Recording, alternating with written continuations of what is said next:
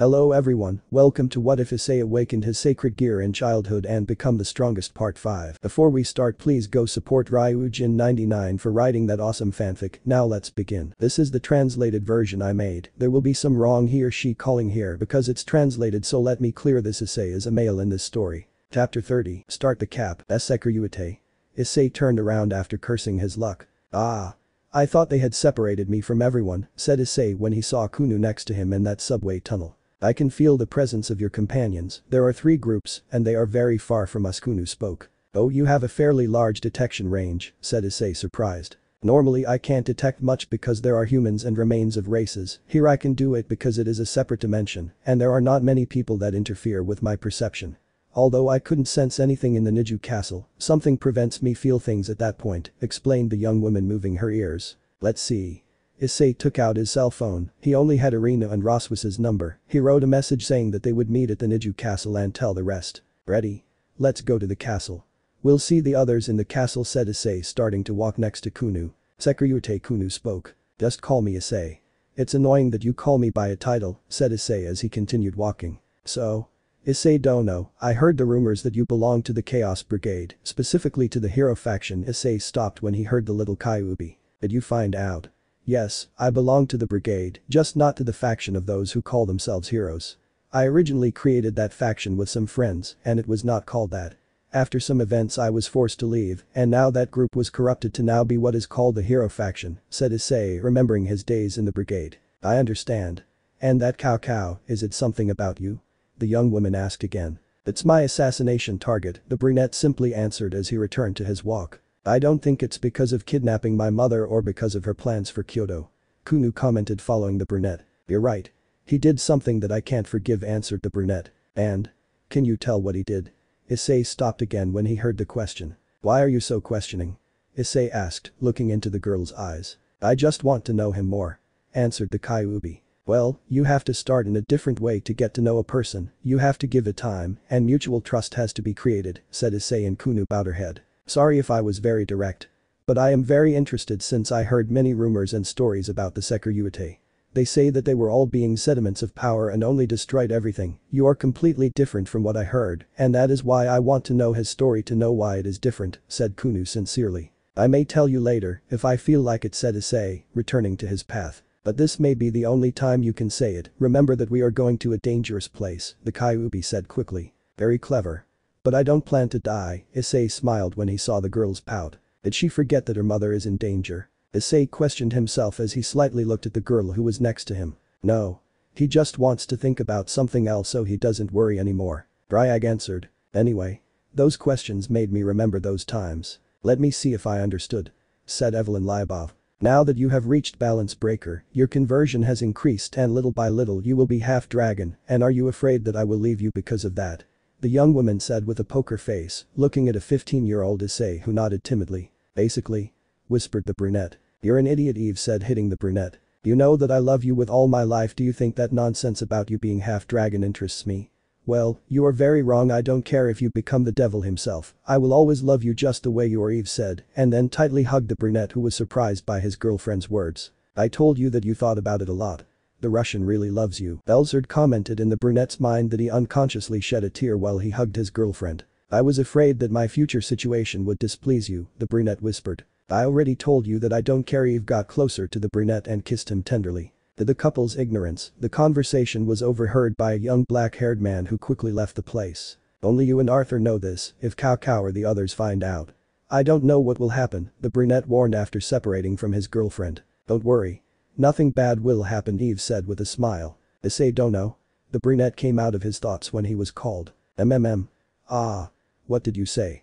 Asked the brunette. We are arriving at the station, said Kunu. Issei paid more attention to the front. There I can see the subway station. The duo walked a few more meters. When they reached the station, both could detect hostile intentions towards them. Welcome, it's a pleasure to be before the Secretary. A young man was waiting in the center of the station. He looked 19-20 years old, had black hair and was wearing black sunglasses. He was also dressed in a Chinese school-type suit. And Cow?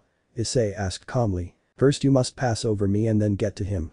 For me, facing a Longinus bearer is very irresistible, said the young man as the shadows of the place began to gather around him. He is the man who could block and return the attacks of the ruler of the fallen Kunu reported. Oh. I hope you're interesting and not a waste of time, said Issei as he took a step forward. I had lost to the Gremory group, I was weak, but that defeat has made me stronger, the man exclaimed, while the shadows that surrounded him rose up his body, taking the form of a black armor almost like a second skin.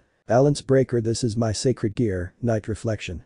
Night Reflection. Death. With this power I will show that I live up to Cao Cao's expectations, said the young man, putting himself on guard. Let's see. Issei launched himself towards the young man with his fist ready to destroy his opponent who had remained standing in his place. The brunette's fist went through the young man, he took advantage of the brunette's surprise and tried to hit him, but Issei's reflexes went to work and he was able to avoid the attack by taking distance from his opponent. Interesting.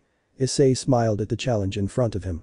You don't meet people like this every day. He again jumped towards his opponent, unleashing many punches and kicks, all of them were useless as he passed through the shadow man. It's useless. You can't touch me, instead The shadow man began his attack, his right hand transformed into a black blade and he quickly began to swing it against the chestnut. This is entertaining. Dryag commented as he was amused seeing how Issei dodged the attacks. Issei hit the ground hard after almost receiving a cut on his left leg, took advantage of the curtain of dust and backed away. Okay. We've ruled out physical attacks, let's look at aura attacks. The brunette appeared to shoot the mini dragon at him and quickly fired it at his opponent. Oh? Issei watched in surprise as his attack was absorbed by the shadow armor. I'll give it back to you. The shadow man extended a wall of shadows in front of the chestnut tree and from this came the dragon shoot. Issei Dono Kunu shouted as she saw how the attack hit the chestnut tree. I'm fine, said Issei as the cloud of dust, which caused him to explode, disappeared. Will the light work? The ace tattooed on the brunette's right hand glowed and a small spear of light appeared in his hand, which he quickly threw at the shadow man. That doesn't work, Kunu warned, remembering how much larger spears of light didn't work on that shadow man. Just as Kunu said, the spear was absorbed by the shadows. I had to try. The brunette was forced to dodge his own attack. Let's see what you do with this. Shadows spread throughout the station and multiple peaks of shadows began to appear. Kunu Issei quickly ran towards the little Kyuubi, took her in his arms and began to dodge the spikes quickly. Take this. A small flame shot out of Kunu's hands towards the shadow man. This is the flame of a Kyuubi. The shadow man had taken the flame with his hand to disappear it. That heat is insignificant. The shadow man attacked again with his shadow beaks for a while longer, some managed to reach the chestnut's clothes, but none managed to hurt him. You saw the same thing as me, right? Yeah. Kunu's attack didn't absorb him and he just took it to cancel it. I think I have an idea. The attack of the spike stopped, apparently it was something difficult for the shadow man. Behind me, I'll give it to you. Dryag. Issei put Kunu behind him, Dryag's wings appeared and surrounded Kunu. Issei concentrated his dragon aura into his lungs, took in all the air he could and then spit it out. A great flame shot out of the chestnut tree's mouth and everything pointed at the shadow man. The large flame engulfed the man and he immediately began to scream. Works, Dryag exclaimed. You won't get it that cheap. The boosted gear made its presence known and quickly began to make its increases. Boost transfer. The increased power was transferred to the chestnut flames, the heat and quantity increased by a lot. The shadow man disappeared in the middle of the flames, but the screams of pain could still be heard. Incredible. Kunu whispered after seeing how the brunette's attack had ended. Half of the station had taken on a reddish tone due to the heat of the flames, lying on the ground was the shadow man without his armor and his entire body was burned. Ugh. It's the second time I've done this and it turned out pretty well, commented the brunette taking a breath. Why you are very strong. Not even with my balance breaker could I defeat Al-Siki. Ryute whispered the shadow man as he could while he tried to get up. You're dying. Stop fighting, said Issei as he lowered Kunu from Dryag's wings. I have to do it. Cao Cao. He asked me, said the shadow man. It doesn't seem like Cao Cao has brainwashed you. That's your own will. How silly of you, said the brunette as he walked alongside Kunu towards the exit of the station. No. You will be able to defeat him. He is the strongest, warned the shadow man. I'm not going to beat him. I'm just going to kill him, said Issei, stopping his path. Kill him. It would be impossible. For being like you. The shadow man was finally able to get up and command the entire murderous intent from him towards the chestnut tree. You despicable beings. All will fall before the humans. Surprisingly, the shadow man materialized a shadow blade on his right arm as a sign that even with the wounds he was going to fight. The brunette slowly approached the shadow man. The damn monster, the shadow man shouted, pushing his blade towards the chestnut, but it didn't even touch him when his head exploded from Issei's fist. "This monster will kill your stupid leader," said the brunette, returning to the exit where a surprised Kunu was waiting for him. "You know that you can only defeat him using the balance breaker." Cao Cao stopped seeing the process that Georg was doing and then looked at Siegfried. "I know," the holder of the true longinus answered simply. "I know I already asked you this a year ago, but I'm asking again, are you sure?" Siegfried asked calmly. "Completely," said Cao Cao. "Very well. I'll go to my post." Without further ado, the white-haired man left, leaving Cao Cao in his thoughts. "Well. You, Sieg, Arthur and the grumpy Georg are the only friends I have. It hurts the age differences and circumstances," commented a 15-year-old Issei while eating his instant ramen. "Friend?" whispered an 18-year-old Cao Cao. "Yes, we've spent enough time to be that way, haven't we?" said the brunette, smiling. "The haha." Cao Cao is speechless, a 17-year-old Jan said amusingly. "I am honored to have the legendary Hyoudou Issei as a friend," commented an 18-year-old Siegfried calmly. "I think the same as Issei. I say with confidence that they have been good companions in these almost 3 years," said a 19-year-old Arthur impassively. "What a gay scene." Eve whispered to the amusement of Jan, who was clutching her stomach from the laughter that attacked her. "They make a lot of noise." Georg complained, trying to sleep. "Well, Issei, I hope you don't change sides because I wouldn't like that." Eve quickly threw herself into hugging her boyfriend, who was denying her girlfriend's remarks. "I'm a very macho man, I didn't bend over because I'm in danger," said the brunette. Everyone laughed at the young couple's nonsense, including Georg and Siegfried, all except Cao Cao, who remembered Issei and Eve's conversation at the beginning of the year. "Friends, huh?" Cao Cao squeezed his spear as his eyes became serious. "I will not be friends with my natural enemy." But that last thought, the hero turned his attention to Georg's trial. "Oh no, please, I give up," a demon shouted as he crawled on the ground. "I have orders to suppress any threat to Gremory territory," said a robotic voice as he approached the terrified demon. In front of the demon there was a being with a humanoid shape. The difference was that the being was completely made of black metal with metallic red touches, his eyes were red, and on his back there was a kind of weapon. Enough. The metallic being stopped when he heard the order. Lady Gremory. Next to the metallic being, a young woman landed. She has shoulder-length brown hair, purple eyes, and was wearing a white dress. "Put him with the others," ordered Lady Gremory, or better known as Finalizada Gremory. Some demons landed behind Finalizada and quickly grabbed the demon, who couldn't stop shaking and couldn't stop seeing the metallic being. Marie. As Gremory approached his mother and the metallic being, who bowed to the deed. "Rafia ended up on her side, my peerage, and I also ended up," Riaz reported calmly. "Very good. Your new pawn did a good job," said Finalizada looking at the metallic being. "Yes, he's very good at what he does," said a proud Riaz. "Ifufu. Let's go back home," said Finalizada when she saw her daughter's excitement. "Let's go home, Ultron," said Riaz following his mother. "As you order," said the now Ultron following the king of him. "It's good that everyone is here." Issei and Kunu arrived at the meeting point in the Niju castle. Issei Kunarina greeted when she saw the brunette. Raswis greeted the way he was vomiting in some bushes. "The assassins they sent us were a waste of time," commented Vritra while he was lying at the door of the castle. "Vritra-san burned them all," Asia said calmly. "Did they meet anyone?" Hyoudou asked Issei, who shrugged his shoulders. "The foolish fanatic," answered Issei as he looked at the castle. "Oka-san," Kunu whispered, also looking at the castle. "Don't worry. We'll go to where she is soon," said Zenobia, stroking the girl's hair. "Well. Is everyone ready?" Issei asked. "Yes," answered the Gremory nobility, Irina and Raswis. "She hoped it was entertaining," commented Vritra, opening the large door of the castle. "The demons and the angel are going to have their mother broken." Issei sighed, knowing that his partner's words were very likely to come true. The group advanced through the extensive gardens of the castle. They arrived at a clearing where there was a lot of space, ideal for a medium-scale fight. "Apparently, the assassins with balance breaker were useless against you, well. It was to be expected." Cao Cao was standing on something resembling a huge altar, the human calmly looking at the newcomers. "Oka-san," Kunu shouted. Everyone could see how a young woman appeared, with blonde hair, fox ears and 9 tails, quite voluptuous and wearing a yellow kimono with skull prints and black touches. Her gaze was fixed on the ground and she did not reveal any expression. "What did they do to my Oka-san?" the girl shouted again, sending an angry look at Cao Cao. "We are waiting for your mother to help us in an experiment," the human said simply. Cao Cao slammed his spear against the ground.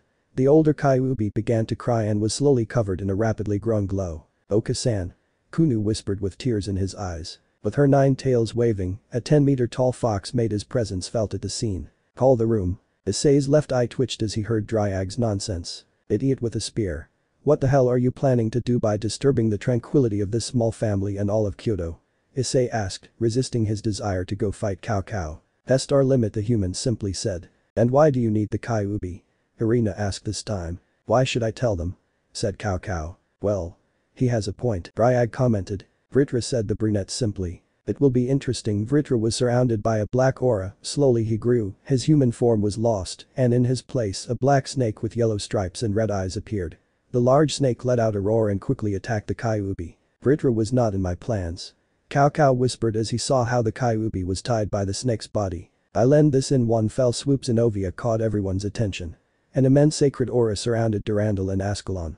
The blue-haired woman lowered both swords and from them a golden beam came out towards the humans. The large explosion suggested in the place. The few trees, buildings, and the altar were completely destroyed by the Gremory demon's attack. After all the dust disappeared, the supernatural group could see a large crater where the hero faction used to be. It happened, said Irina, seeing the great destruction that the blue-haired girl created. Yufufu. I held back at the end, but it turned out as I expected, said Zenobia caressing her sword in an expression of excitement. Very nice and all. But it only served to destroy the place, said Issei, watching as the humans calmly emerged from beneath the earth. A very interesting attack. Cao Cao commented as he wiped the dirt off his clothes. It's normal that they can already do this kind of thing, there's a reason they have survived a god, said Siegfried with emotion in his eyes. Let's do this quickly, said a 2-meter tall man impatiently. Calm down, Heracles, said a young woman, arranging her hair. The group of humans approached the supernatural group in a calm manner. Aorg. Prepare the summoning of Great Red, said Cao Cao, hitting his spear against the ground. The great Kyuubi glowed and his aura increased. He said Big Red, right? Bryag asked with slight surprise in his tone. Yes. Does he want to test if he can do something to her with his spear? Issei questioned, watching as Georg appeared multiple magic circles. A large magic circle appeared below Georg. The great Kyuubi sharpened her eyes and her fur stood on end. In the end she let out a loud roar and the magic circle shone brighter. That magic circle is similar to the Dragon Gate. Do you really want to bring Great Red here? Bryag said in Issei's mind. Now I understand. They plan to use the Li lines through Kunu's mother, with that power they can do something similar to a dragonic summoning. But it can't work on someone like Great Red. My head. Thinking about the possibilities of the human's plan, Issei's head began to work hard. I'll be busy until I'm done, Georg warned as he concentrated more on his work. Understood. Out of here, Leonardo is in charge of holding back the factions. Heracles, Jan, Siegfried, said Cao Cao.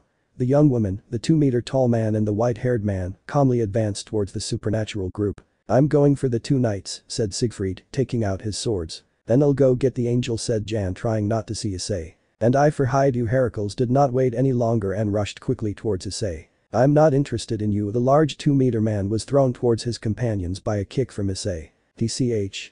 Heracles got back into position while his right arm trembled from receiving the kick. You won't be able to beat him. It would be better if Cao Cao takes care of it, Siegfried warned calmly. Well. I'll go for the Valkyrie, said the big man angrily. Kunu, take care of the nun. Nun, take care of Kunu, said Issei, his boosted gear and his BM appearing. Hyoudou, Zenobia. Go as far away from this place as possible, the same for you, Irina and Roswis, Issei ordered. The 2 demons, the angel and the Valkyrie, nodded and walked away while their opponents followed them. Issei turned to see how Vritra was doing. The Dragon King was restraining the Kyuubi with his abilities. Nodding, the brunette turned his gaze towards the wielder of the true Longinus, who was patiently waiting for him. Put on your armor, said the human, preparing his spear and reinforcing his aura. Force me. A blade of pure energy appeared at the tip of the chestnut tree's BM. Both opponents were on guard, waiting for someone to make the first move. Here Irina launched multiple light attacks at Jan, who nimbly dodged them. Incredible as expected of an angel, said Jan calmly as he continued to dodge Irina's attacks. The angel got tired of the human dodging all of her attacks and decided to go to something closer. She materialized a sword of light and went straight towards the human. A sword battle began between both women. Jan attacked and defended herself elegantly, much to the irritation of Irina, who for some reason since she saw the human didn't like her at all. That's great. You're quite skilled, I'll have to level up. Jan distanced herself from the angel. Level up? The angel whispered, attentive to any attack. Balance breaker, the human exclaimed to the angel's surprise. A pile of swords began to form behind the human one. All the swords began to gather together and took the shape of something big. My sacred gear is the opposite of sword birth. Blade blacksmith, that's the name of my sacred gear, and this is my balance breaker.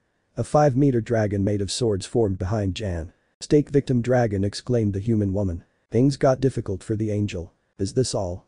Siegfried said as the arms of his balance breaker moved his swords. Zenobia and Hyoudou were having a very hard time against the white-haired man. Ah. It's incredible. That someone like that has left the church. Zenobia was agitated while holding her swords. She had had to put all her effort into dodging the human's attacks, plus the lightsaber. Yes. And now she's with the brigade. Hyoudou added as he replaced his balance breaker sword. Let's go. Roswis defended herself against a missile with her magic. The man named Heracles had entered balance breaker, large missiles had appeared on his hands, shoulders and legs. The Valkyrie had a hard time both in combat and in his state of health. Note to self. Never drink again. But that thought. The Valkyrie prepared to attack the human with all her power. The large explosion sent Cao Cao flying, but she quickly recomposed herself and returned to attack position. Issei quickly appeared before him with his BM's blade dangerously close to his chest, but the human managed to defend himself with his spear. Quick exchanges began between both opponents. They both knew they were in a stalemate, neither could hit the other. It doesn't matter if your strength exceeds his, as long as he surpasses you in technique, you will not be able to hit him directly. Ryag said as Issei dodged a spear thrust. His aura is hurting me. Just like that same afternoon. The sacred spear of the true Longinus was hurting the brunette because of the demonic part of him, although the draconic and angelic part of him helped him a lot. That is, the light bulb went off in Issei's brain. He distanced himself from the human, he took the opportunity to recover his position and calm his breathing. The boosted gear disappeared, the ace glowed, and a sword of light appeared in his left hand. Even though I don't like it, this will help me until the forced balance breaker is necessary. A halo of light appeared on the chestnut tree's head, although it was not as bright as that of other angels. Not only did you become a dragon, but now you are something very strange and forbidden. Cao Cao made his spear shine brighter and increased his physical capabilities even more. Now that the brunette had two weapons, it would be more difficult to defend and attack. I've already resigned myself to being something strange. Issei launched himself towards Cao Cao, his light sword, and his BM would give him more possibilities to hit the human. It's not ready yet, but. A shiver passed through the chestnut tree's spine. He had felt that sensation, it was a very familiar sensation. Careful, the brunette didn't react in time. A large explosion hit him squarely and sent him flying away from his opponent. What was that? Issei slowly stood up after receiving the explosion squarely. His truck and jacket were gone due to the explosion. He looked in front of where his opponent was, and with surprise he saw how 7 spheres floated around the human. You and Vali are the only ones who have forced me to reach this point. This is my balance breaker, although it is a subspecies, Polar Night Longinus Chakra Valdine, the human exclaimed as his spear shone alongside. To the spheres. What a strange name. So in the end you were able to get it, said Issei as he went into high alert. He didn't know what capabilities that new status gave him, and he wasn't going to risk it. At ready, Hyoudou, now I'm going with everything. The human launched himself directly towards Issei. The brunette, in response, took his BM more firmly and materialized his sword of light again. Issei was going to block the attack, but he didn't wait for Cao Cao to disappear, he quickly went to look for him, but he felt a horrible pain in his stomach. He looked down and with surprise he saw how the blade of the true Longinus had pierced him right where the god Loki had done it. But Susaratana. Allow me to transport myself wherever I want. I have won, Hyoudou, Cao Cao declared, removing his spear from the chestnut tree that fell while he quickly bled out. Issei Dono Sankunu and Asia shouted. The blonde nun was going to send her healing aura, but nothing happened. In fact, she didn't feel her connection with her sacred gear. Don't try it. Susaratana allows me to block women's abilities, said Cao Cao as he returned to where Georg was. It hurts like hell, he mentally complained the brunette. He felt the sacred aura burning him inside. Your angelic side is absorbing the sacred aura. Hold on for a few more seconds and you can use the tear, Ryag said seriously. He himself was surprised at the ability that the balance breaker gave the human. It seems like they're done here. The brunette slowly looked up and saw how Siegfried brought in the unconscious Hyoudou and Zenobia. It was entertaining while it lasted. Heracles brought Roswis unconscious. Jan also brought Irina unconscious, but she didn't say anything. The humans threw away the supernatural beings and began to retreat towards where Cao Cao was. Hey. Manga of idiots, the humans stopped when they heard Issei. The brunette slowly stood up while the phoenix tear that he had just taken took effect and healed his wound, although it closed very slowly. No one ignores me. The boosted gear made its presence known. The BM disappeared and a great aura began to surround the brunette. It will only last 1 minute. Ryag warned. Enough to break everyone's face. The aura around the chestnut tree began to intensify. The humans were put on guard when they felt the pressure that the chestnut tree was showing. Over booster balance breaker. The incomplete balance breaker surrounded the brunette and immediately shot towards Siegfried, who barely reacted to the brunette's speed. The white-haired man growled. His arms trembled after receiving the blow with his sword. Haha see. Heracles could not finish because the brunette shot towards him and with a monstrous punch, which surely broke his ribsage, sent the man flying very far from the place. Gan activated her balance breaker, but was completely ignored by the brunette as she flew again towards Siegfried, who already had his 6 swords ready to face the brunette. Flare. A powerful flame emerged from the central gem of the Hyoudou Issei and surrounded Siegfried. Cao Cao exclaimed. The human had saved Siegfried from harm with his ability to transport whoever he wants. 30 seconds. Ryag notice. Issei didn't answer, he just increased his speed with his thrusters and launched himself towards Cao Cao. The human reacted to the brunette's new speed and attacked with his spear. Issei quickly dodged, he was going to hit the human, but he disappeared using his ability. Jet. Feeling the danger on his back, Issei accelerated more with his thrusters and was able to dodge Cao Cao's attack. 15 seconds. Boost. A large dragon shoot formed in the chestnut's left hand, enhanced by his augmentations, but it didn't end there, his halo appeared on his head, a halo of light appeared around the dragon shoot and to complete it, he put all the aura. Demonic power that he could create. He will dodge it if you throw it from this distance. Ryag notice. I know. Her thrusters reignited and she shot towards Cao Cao with her attack ready. What are you doing? Cao Cao questioned himself as he saw how Issei went directly towards him. She prepared to dodge the brunette. I hope it works. Issei fired her attack into the sky much to Cao Cao's curiosity. Everyone watched as the attack began to shine and then a gigantic explosion ripped through the entire sky. But what?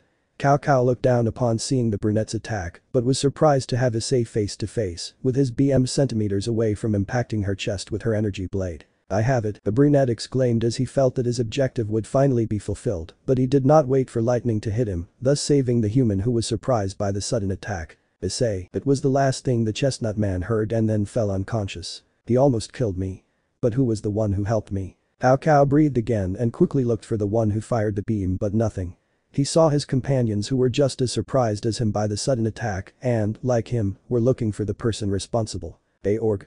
Cao Cao asked. I don't know who it was, but he saved you, said the human wizard. He was also surprised by the sudden attack, but he only saw a flash and then saw the lightning that hit the chestnut tree. Cao Cao felt more curious, but decided to put it aside and walked away from the unconscious brunette. Everyone, get ready, said Cao Cao as he looked at the brunette for the last time and went towards Georg, who was already about to finish. Issei looked at the large blank space without any emotion. What the hell just happened, exclaimed the brunette. He was so close to completing revenge on him, he saw Cao Cao's eyes, he was sure that he was going to kill him, but someone intervened. Here you were. The brunette looked up from him and saw Dryag. Do you know what happened? The brunette asked in a bad mood. He was calm, he knew that Cao Cao was not going to kill him, his priorities were with his stupid plan. No idea. He was as sure as you were that you were going to kill him.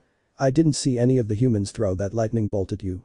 Anyway, from what I felt, that lightning bolt wasn't normal at all. Issei looked at the dragon curiously. Of course it wasn't normal, that beam was concentrated enough to knock me unconscious, said the brunette. I did not mean that. What I'm saying is that lightning bolt was created with divine energy. That caught the brunette's attention. Divine? That's really strange. Said the brunette, trying to remember if he had felt anyone besides the humans and those who came with him. I know you are proud of your detection capabilities, but even the Kyuubi couldn't sense a god if he wanted to hide. Issei agreed with Dryag. But still, why would a god intervene? You two are very relaxed, both Dryag and Issei were surprised to hear a rather familiar voice. The two turned around and to their surprise saw a young woman, blonde hair, green eyes, and wearing a violet dress. Elsha, Drag and Issei exclaimed. Are you sure she will come? Georg asked as he continued making the invocation. I hope so, said Cao Cao, still thinking about the attack that saved his life. He will be gone for a while.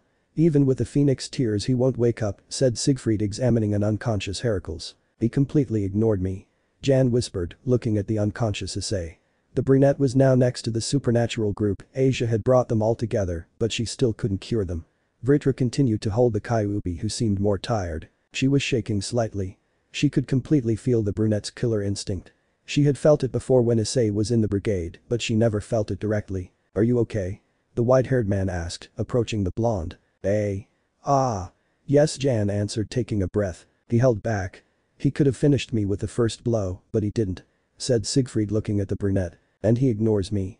In his eyes I am not a worthy rival, commented Jan. The white-haired man was going to say something, but he felt a tremendous pulse of energy. All the humans, except Heracles, watched as Issei slowly got up. Issei Dono Kunu shouted, seeing the recovered Issei. That was electrifying, was the first thing the brunette said as he stretched. Are you okay, Issei-san? Asia asked. Yes, I'm better than ever, Issei answered as he finished stretching. You are persistent. Cao Cao advanced until he was about 5 meters from the chestnut tree. And you are a stupid person who thinks he can do something against the red major, said Issei, smiling slightly. Repair completed. Boosted gear at 100% capacity. The chestnut man heard Sia's voice. She smiled with excitement, finally she could go with everything. Listen to me, Cao Cao the human paid all his attention to the brunette. You will pay for what you did 2 years ago, you will pay for bothering Kunu's mother, and you will pay for screwing up the tranquility of my trip to Kyoto, but above all, you will pay for not having killed me when you had the chance. The boosted gear was present, a tornado of fire surrounded the brunette while his aura shot into the air. Wished. Determination. Acceptance, processes completed. New state unlocked. Sia's voice was heard by everyone present. Entering free mode. The fire tornado disappeared and everyone could see the Sekiryute's armor, but there was a difference, the central gem of the armor was crimson. I'll send you straight to hell, Issei declared as a cannon appeared on his right shoulder. Chapter 31, Start the Cap. Issei had many questions. Not only was he, but Dryag also had them. Both Dragon and Hybrid looked attentively at the strongest Sekiryute in history. There is not much time. I have finally been able to get out of the blockade that the boosted gear put on us. By just saying that, Elsha added another question to Issei and Dryag's minds. The questions will be later. Now just listen to me, but you, Issei. Elsha stopped the question that the brunette was going to ask. It's time for you to move forward properly. Elsha said seriously. Free mode activated and working at 100%. Sending usage methods. Issei heard Sia's voice in his head and then felt how a lot of information entered his limited brain. This is incredible, it's a little bit of my old aura, how much my body had. Dryag was jumping with excitement as he felt the power of him and the new form that the chestnut unlocked. Freedom. Adaptation and dynamism. This new state is incredible. Issei was excited too. He had already assimilated the information of the uses he could give to his new power and he was very satisfied. Remember that you are facing enemies. Elsha commented as the voice of reason, although she was actually excited too. It's true. You have to kick some ass. Issei decided to pay attention to his enemies. The faction of heroes, minus Heracles and Georg, were on guard against the recovered chestnut tree. You know what to do, Dryag. I'll send you straight to hell, Issei declared as a cannon appeared on his right shoulder. Boost X30. The augmentations appeared without the second of intermission. The canyon shone with alarming intensity to the humans and the newly awakened supernaturals. Every man for himself, Dryag shouted, and a large shot of dragonic aura came out of the cannon towards the humans. Stay aside, Cao Cao shouted, throwing himself out of the path of the shot just like his companions. When it missed its target, the shot continued until it hit a distant building. A large explosion shook the entire dimension. Everyone, even Issei himself, was surprised by the power that went into that attack. I missed it a little. Dryag commented as he saw how scratches appeared in the space after the attack. Only a little. Elsha said ironically. You became a real monster, said Cao Cao as he got into an attack position. His balance breaker wouldn't last much longer, it had to end quickly. For all I care, the cannon disappeared and the armor changed. It was now a little lighter, some thrusters appeared on his back, boots and hands. Jet. Cao Cao was barely able to put his spear in the shape of a shield to defend himself from the monstrous blow of the chestnut, who was a little dizzy from his new speed. I could barely keep up with his speed.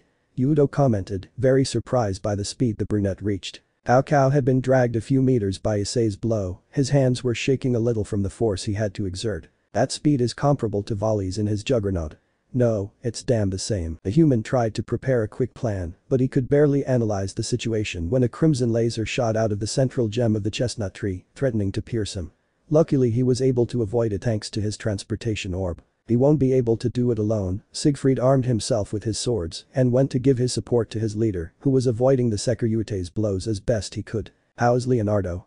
Jan asked Georg. He can still hold on to hold them, but it would be better to hurry, reported the human wizard. Jan turned her gaze to where the battle was happening. Stay out, Siegfried Issei shouted, firing his handheld jet at the white-haired man who blocked the attack with his sword. I'm sorry. But. I can't leave it, Siegfried used his Dragon Slayer sword. He tried to cut the brunette down, but was surprised when it disappeared. The white-haired man felt the brunette's aura on his back. Issei was going to land a hammer blow on the white-haired man, but was forced to dodge a thrust from the true Longinus. We will have to work together. The halo of light on Cao Cao's back was flickering, that was the sign that his balance breaker would not last much longer. Recharge. An opening appeared on Issei's back, the opening began to absorb the air. No, the aura that the brunette previously expelled. The crimson gem shined brightly, alarming both humans. Dragon Blaster, a thin crimson beam shot from the central gem towards the humans. Cao Cao used one of his orbs, which gave the user or whoever touched the ability to float. He used it on him and Siegfried, both humans moved quickly to avoid the brunette's shot. You won't be able to long distance, Dryag said. Issei stopped his attack and extended his left hand. Blade. An energy blade shot out from the top of the gauntlet. Issei launched himself with his thrusters toward Siegfried. The white-haired man received him with his gram sword, the others would not serve him against the brunette. Issei used the energy blade from his arm against the imperial sword. Originally, Siegfried would have had the advantage since Issei specializes in hand-to-hand and his BM, but now with the chestnut's new speed and strength, it was something else. You can now make another change. Issei smiled inside his armor. Burst. A wave of pure power coming from the chestnut tree swept Siegfried away. Now someone else joined the battle. It was a newly recovered Heracles who had his balance breaker activated. 2 large missiles were fired towards the chestnut tree. Siegfried and Cao Cao moved a little away from the impending explosion. Issei received the shots, causing a slight smile in Heracles and more seriousness in Cao Cao. "Keep shooting," Siegfried exclaimed as he gathered Graham's aura to make an attack that could knock out the Hyoudou. Heracles fulfilled the white-haired man's request. He quickly began to fire his missiles. One after another they hit where Issei was, causing a large screen of smoke. Ah! Heracles' balance breaker had ended after 3 minutes of firing. He continued. Cao Cao did not look away from the column of smoke, where he could still feel the enormous pressure of Issei's aura. "It seems that you lack power." A large dragon shoot came out of the smoke towards Heracles, who was saved by Jan's dragon that stood in the way of the attack. A new explosion occurred at the site, and Jan's balance breaker was completely destroyed. Jan and Heracles looked with slight fear at the place of the column of smoke. "TCH. Here it comes," said Cao Cao as his balance breaker disappeared. A figure of almost 4 meters slowly emerged from the column of smoke, took a few steps, each one making the place shake. The Hyoudou armor was shown, but you were very different. It itself had the same design, only now it was 4 meters, its thickness could also be seen, on its back there were 2 large thrusters, and the 2 arms looked like pistons. How much strength does he have to move with that? A supernatural group thought when they saw the great armor. I turned Issei rose a few centimeters from the ground, showing how much he weighed, so that she could barely float. Its speed was not the same as the previous one, but it could go just as fast as a modern tank. Siegfried with his sword already prepared rushed towards the chestnut tree. Cao Cao was behind to take advantage of the future opening. "Ah!" Siegfried shouted as he released his lunge, expecting the Slayer Dragon effect to pierce the armor, but he was surprised by the brunette hitting the ground with his large fist, the rubble quickly blocking the white-haired man. Siegfried was going to retreat but was quickly caught by a rope of light. "I told you not to get involved." The rope of light was connected to Issei's right arm. He quickly pulled the white-haired boy who could do nothing due to the force of the pull. Cao Cao, with a spear in his hand, tried to pierce the brunette's stomach, but was barely able to graze him when he was hit with the white-haired man's body, which was used as a weapon to hit him. Issei saw the unconscious white-haired man who was still tied to his rope. After he used it to hit Cao Cao, he saw Jan who was going to attack him. He let out a sigh and threw the white-haired man towards the blonde who caught Siegfried quickly. "I'm not interested in you," said Issei, walking towards where he sent Cao Cao flying. The ground vibrated as Issei jumped with the help of his thrusters. The brunette saw his target leaning against a tree. His spear was thrown away from the human. "She didn't deserve it," Issei whispered as he slowly approached the defenseless Cao Cao, who was clutching the right shoulder that was apparently broken from receiving the blow from Siegfried's body. "It's her fault." "My problem was with you," said Cao Cao, leaning his back against the tree. "It's true. She was with me. But you did something unforgivable." The armor's emerald eyes flashed dangerously towards Cao Cao. "I already told you. It's her fault," the human said again, moving his hand slightly, causing the spear to begin to float. "You will pay for having murdered her. You will pay for taking away the love of my life." Issei raised his fist. He would put an end to the man who killed the woman who had accepted him with all her flaws. Cao Cao smiled and made a gesture as if he were pulling something. The true longinus shot towards the chestnut that was about to hit him. I expected that the upper part of the armor opened, and from this Issei jumped, causing the spear to pierce the armor that quickly disappeared. Cao Cao quickly took the spear with his good arm, stood up and ran towards Issei with murderous intentions. Issei waited calmly for him. He let them get closer. 1 meter. Half a meter. 10 centimeters.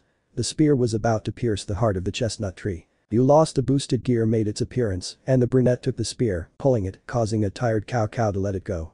Issei made a turn, quickly getting behind the human and quickly pierced Cao Cao's back very close to his heart. Hug. Cao Cao spat out blood as he fell to his knees. Issei took the spear for a while and threw it. That was because of Eve. Issei began to walk away from the human who was slowly beginning to tremble. Ha. Ha. Ha ha ha ha ha. The brunette stopped when he heard Cao Cao's crazy laugh. He turned around and with surprise saw how a dark aura surrounded him as he stood up. "No. I won't lose. You and Vali. They are simple obstacles," the human said slowly as the true longinus flew to his hand and released a dark glow. "The celestial dragons are not the only ones with curses. The spear possesses the will of God. But it also possesses sins. Human sins. Cao Cao's eyes gradually darkened, two wings of darkness appeared on his back, and the dark aura intensified. Free mode. Issei's new armor made a presence as he sensed danger immediately. It will be useless. In this state I can split the world, the human said madly as he disappeared from Issei's sight. The armor was completely destroyed without Issei realizing how it was. He turned quickly and narrowly missed the slash of the spear aimed at his head. This is bad. Dryag was serious and surprised. Serious because of the power that the human expelled and surprised because that aura was very similar to the god that sealed him and Albion, but this aura let him feel all the possible negative feelings. Haha. Come on Hyoudou, where is that bravery? Cao Cao began to send dark blasts to the brunette who once again equipped himself with armor to dodge the attacks. He is completely different.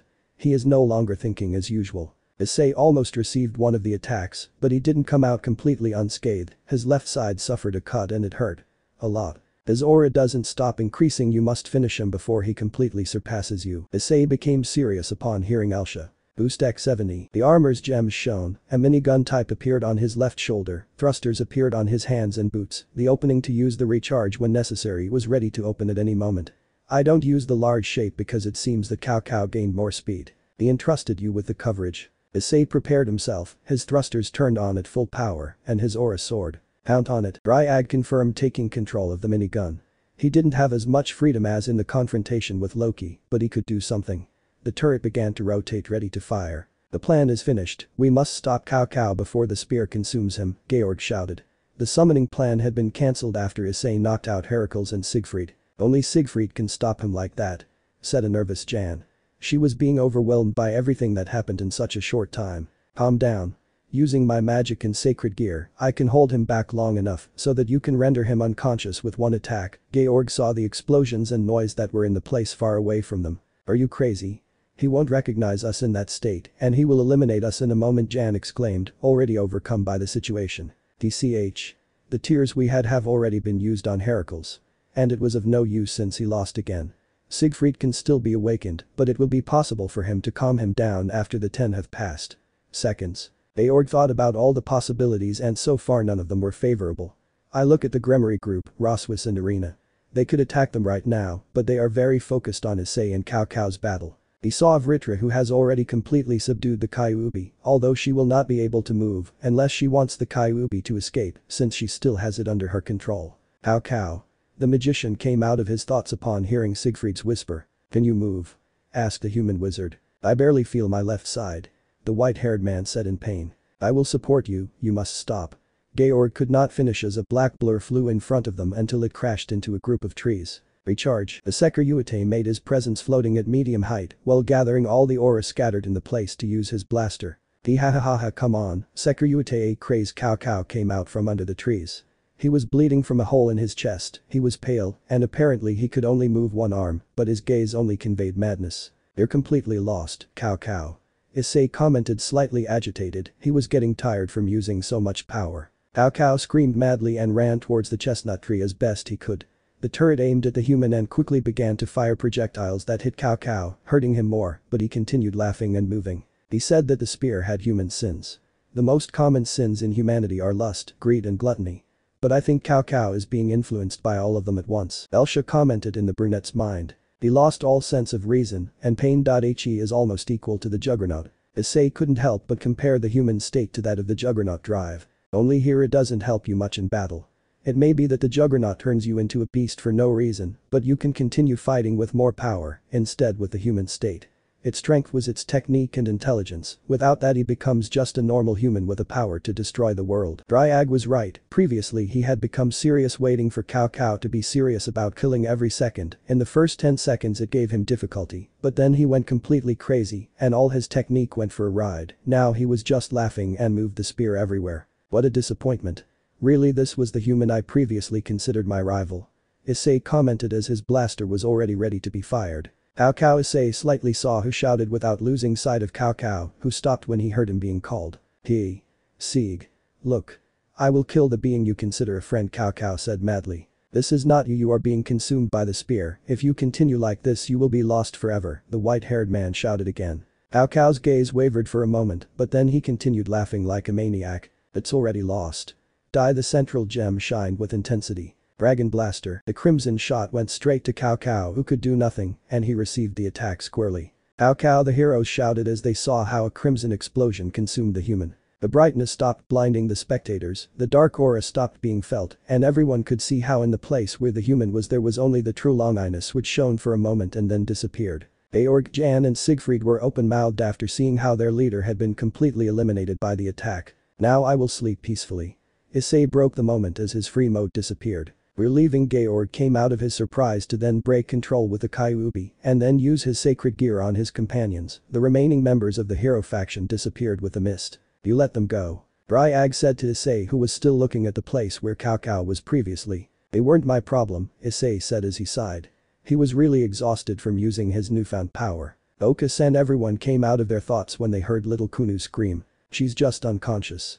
The ritual was finished before it consumed your mother's vitality, now she's just exhausted by the battle and the mental load. Vritra returned to her Saji form and walked calmly towards Issei, who approached Roswas. Are you okay? The Valkyrie asked the brunette. I should ask that. Well yes, I'm fine, a little exhausted but fine, said Issei, looking at how Kunu hugged her mother. Everything? Is it over? Zenobia asked. For now. The brunette whispered, watching as Asia attended to Yasaka and calmed Kunu. Great power that you pulled out of your sleeve, said Vritra to the brunette, who sighed tiredly. Yes. The brunette whispered, knowing the price for said power. Azazel had a poker face. In front of him were countless beings created by the Annihilation Maker, each of those beings could give trouble to high-class demons. I was excited, Seraphil said in a funny voice, seeing how all the beings of the Annihilation Maker were frozen by her. Not only the beings, but also the entire area around Kyoto was frozen and with snow everywhere. Now I understand why Surziches and Ajuka don't let you fight. Commented Azazel. The demons, fallen, angels and yokai, who had been gathered to fight against the Annihilation Maker, nodded to what Azazel said. It's been a while. Brad Azazel saw that next to him spoke a small being, if he had to describe it quickly.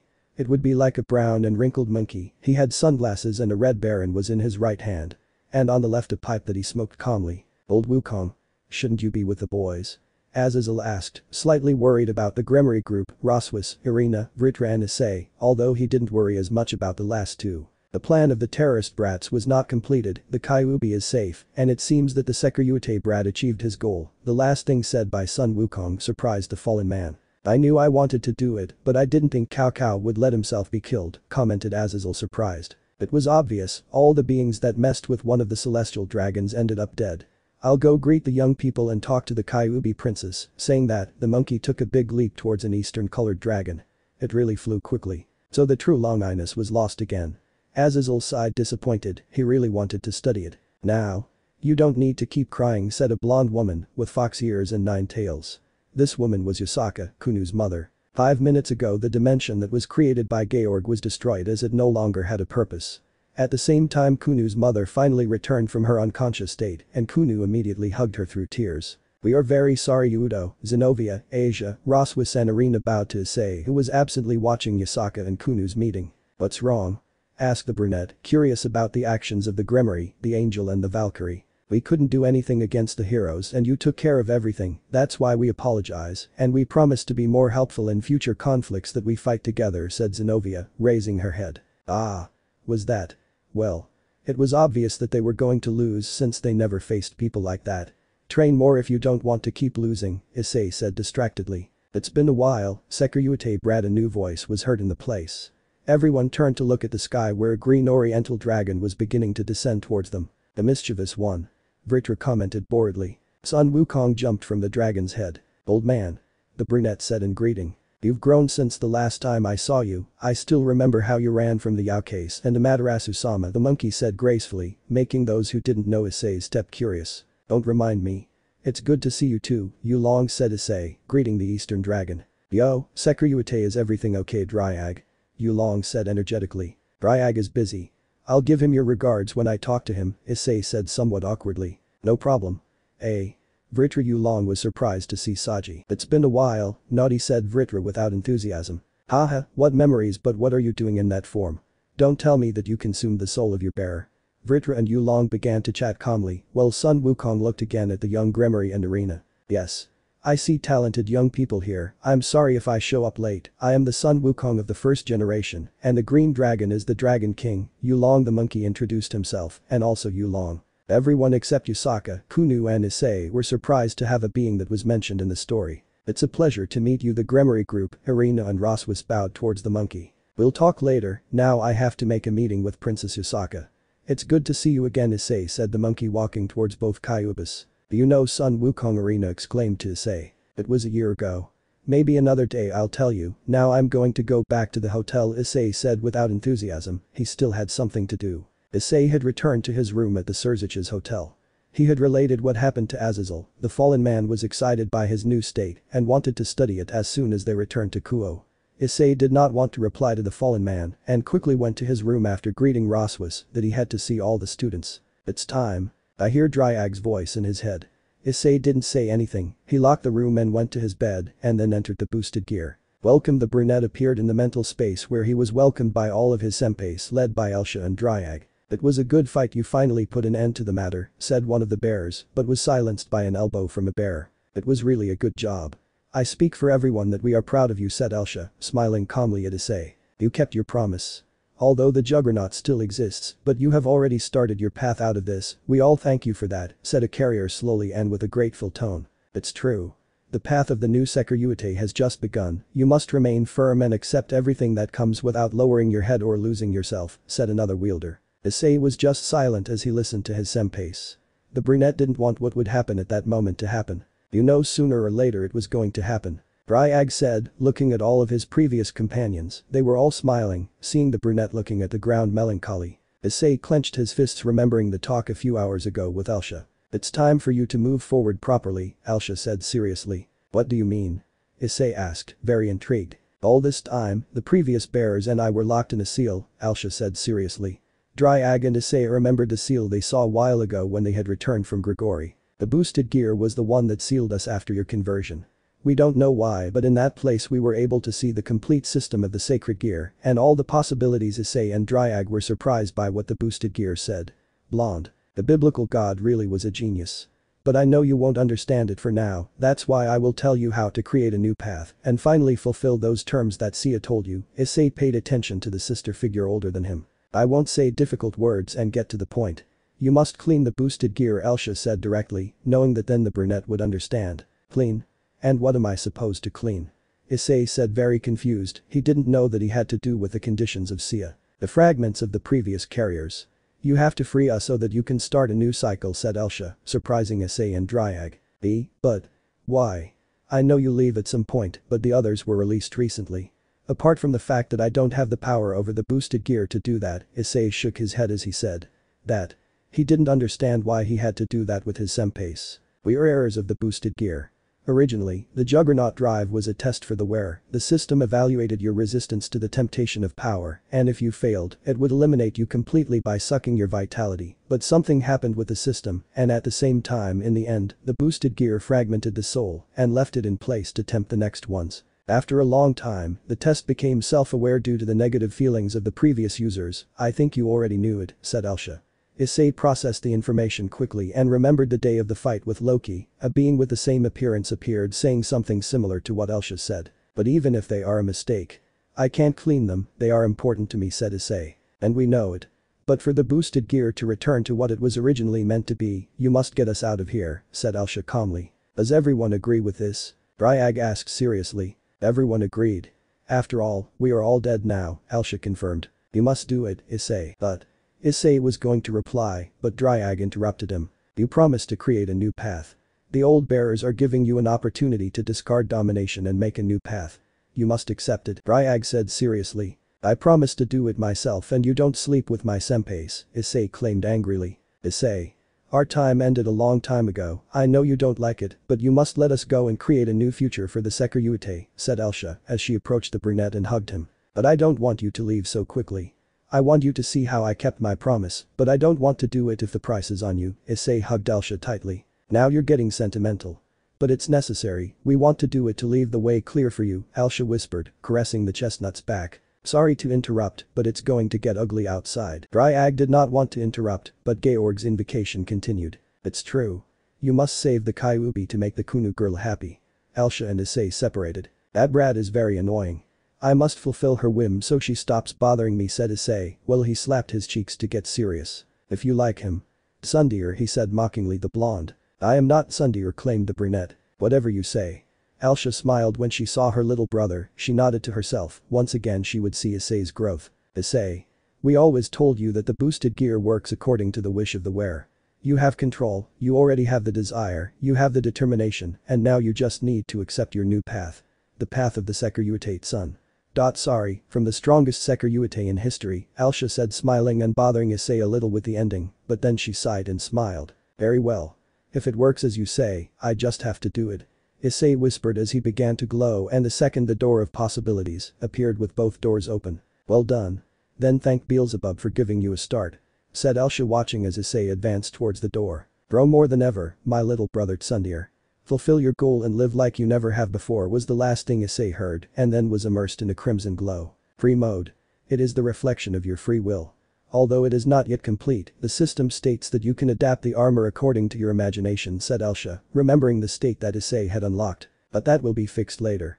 The good thing is that it is the second step you took to create the new path for me, Alsha said again while Issei came out of his memories. It was incredible, but that 4-meter shape, it was scary, hahaha, said one of the bearers. I like the last thing I used, I also like that Dryag can help it, commented one wearer. Everyone was talking about the possibilities of the chestnut tree in a happy and proud way. It's about time.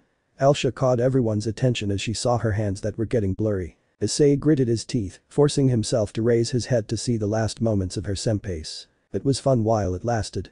Keep it up, Issei said a bearer as he disappeared with a smile. Have fun and remember. When in doubt. The bustiest one, hahaha, said another laughing while he was hit by the women and they funnily disappeared. Show yourself as you really are, Issei. It was a pleasure meeting you, said a carrier as she waved and then disappeared. Release that perversion, it's not good to hold back, said another carrier as she made obscene signs and disappeared. Take care, everyone shouted at the end and disappeared laughing. You idiots. Issei whispered as he smiled and light tears fell from his eyes. Live life, Issei. That's the only thing I have left to tell you. Live as you please, make friends, hug your parents, fight, become strong and don't lose yourself. I love you very much, Alsha, she hugged Issei as she released her tears. The blonde sent a look to Dryag who only nodded, making Alsha smile. Belzerd would be very proud, as would I. Until next time was the last thing Issei heard from Alsha. Complete release. Sia reported, creating a great silence in the mental space. The day was the day the Kuo Academy students would return to the city. Their trip to Kyoto had ended and now everyone was at the station to return to their homes. What a dream. Issei stretched as he waited for the bullet train to be ready to leave. After finishing saying goodbye to his senpais, he and Dryag stayed up to see the new features they gained with free mode. Sia provided them with all the requested information, and both were very surprised at what they could achieve with their new status. Sekiryutate Issei opened his eyes seeing that right in front of him was Kunu and Yasaka, there was also Sun Wukong and Seraphol Leviathan. I seem to remember that I told you to call me by my name, said Issei as he stood up from his seat. I'm sorry, Issei Dono, Kunu said timidly. Sekiryutate Dono Yasaka took a step forward.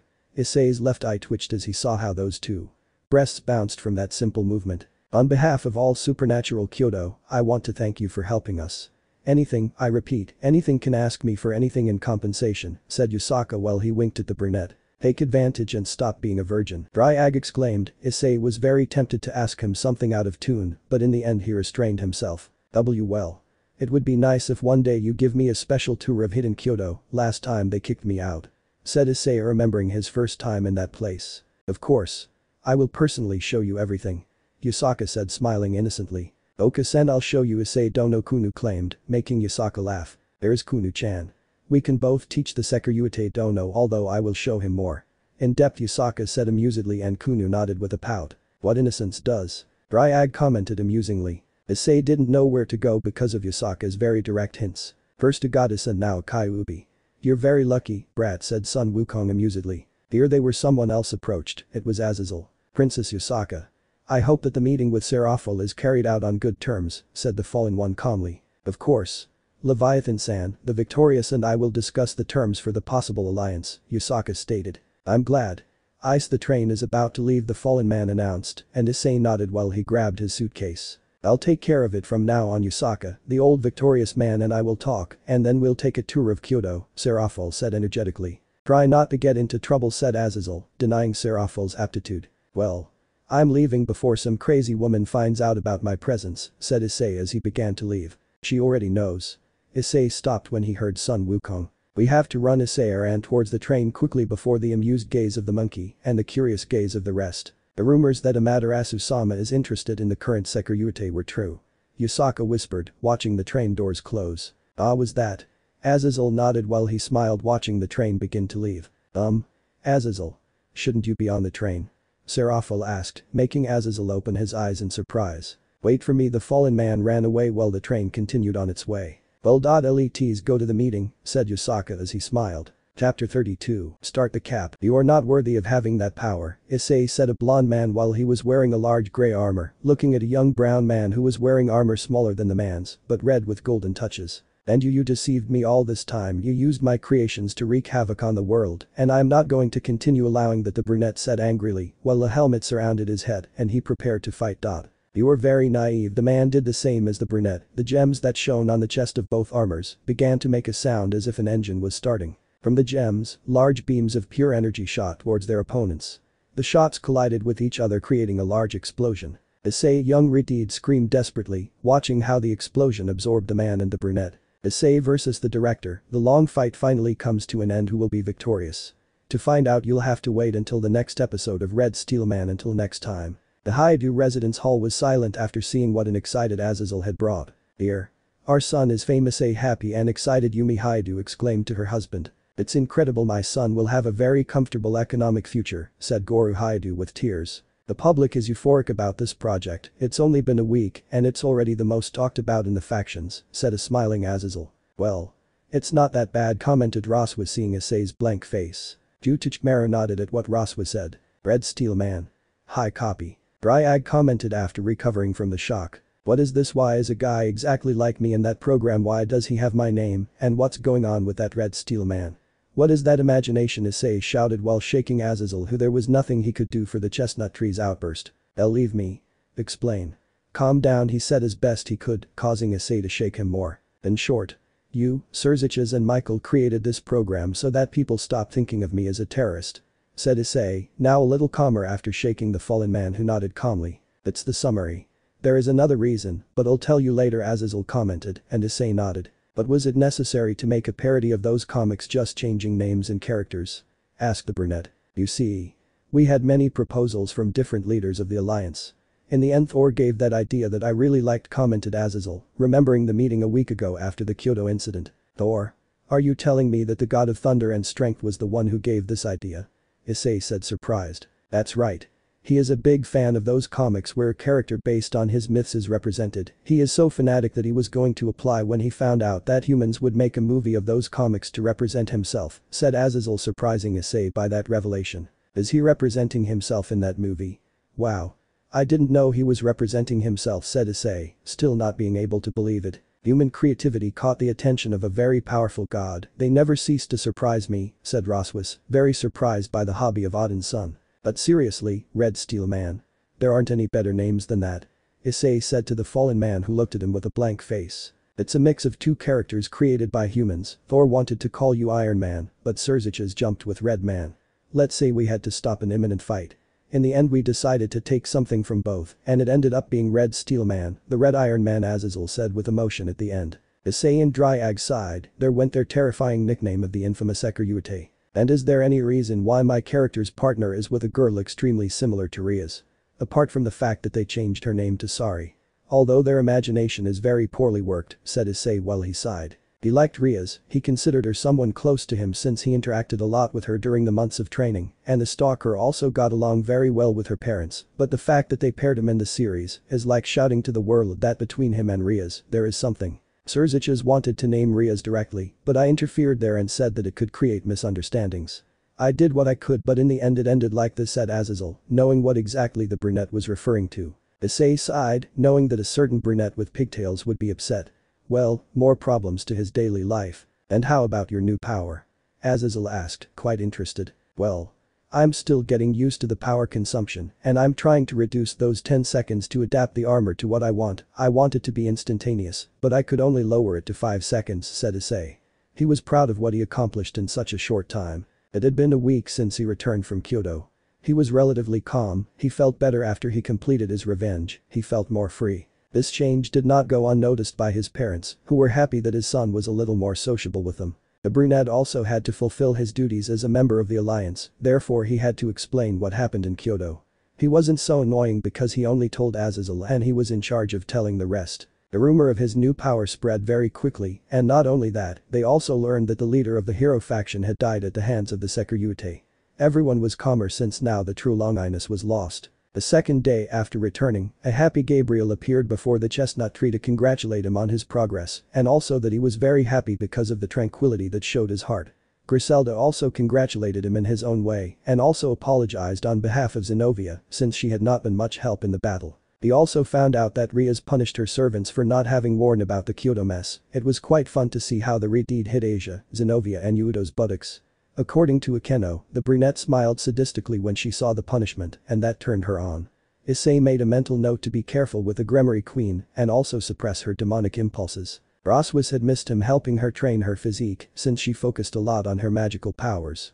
The brunette accepted and since the second day she has been training her and she realized that the Valkyrie was very good with spear or baton type weapons. Dahlia went to visit them on the third day to congratulate him for meeting his goal and his new progress.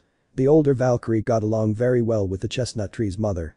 Too well, and that scared the chestnut tree. She has also felt more watched than normal. Before they were the ones who guarded the city, but now she felt an intense gaze on him, but when she looked for her she disappeared. Since he returned from Hyoudou he has not stopped training his free mode. He knows that this form is temporary until he can control more of Dryag's power.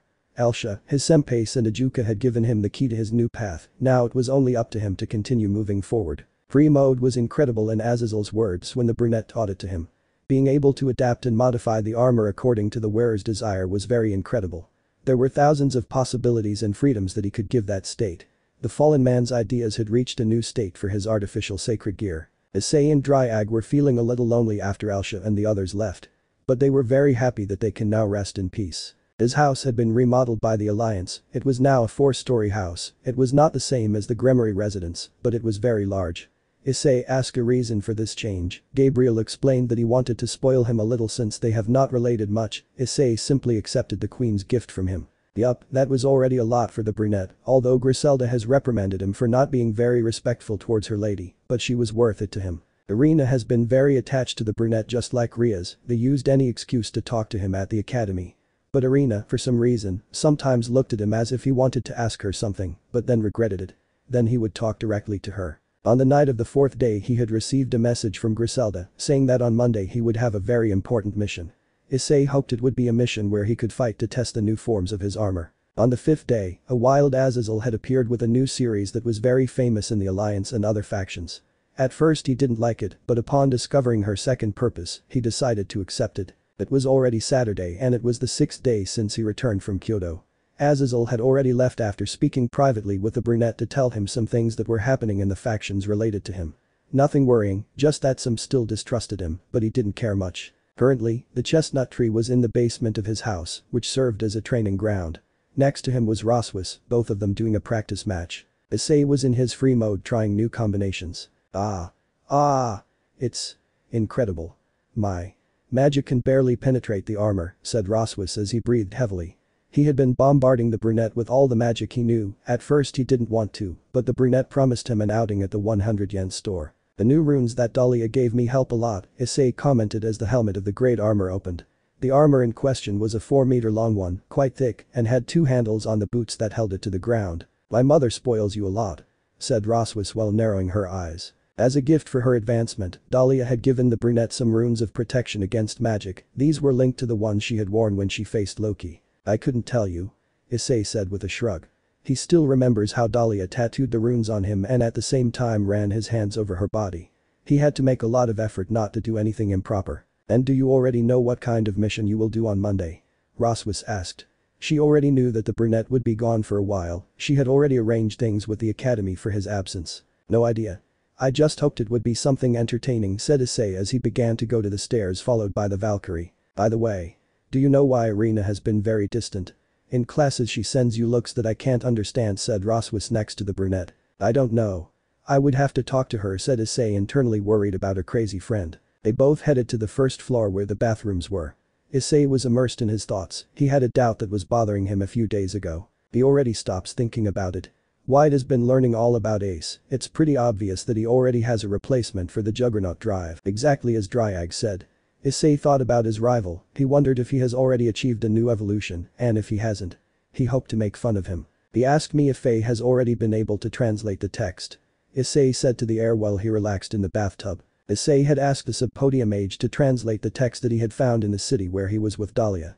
The blonde magician was the smartest and most hard-headed girl he knew for that kind of thing. Why was she interested in that text? Easy, it's very curious, and Elsha was also curious about the text. He would know what she said in honor of his sister figure. Jew.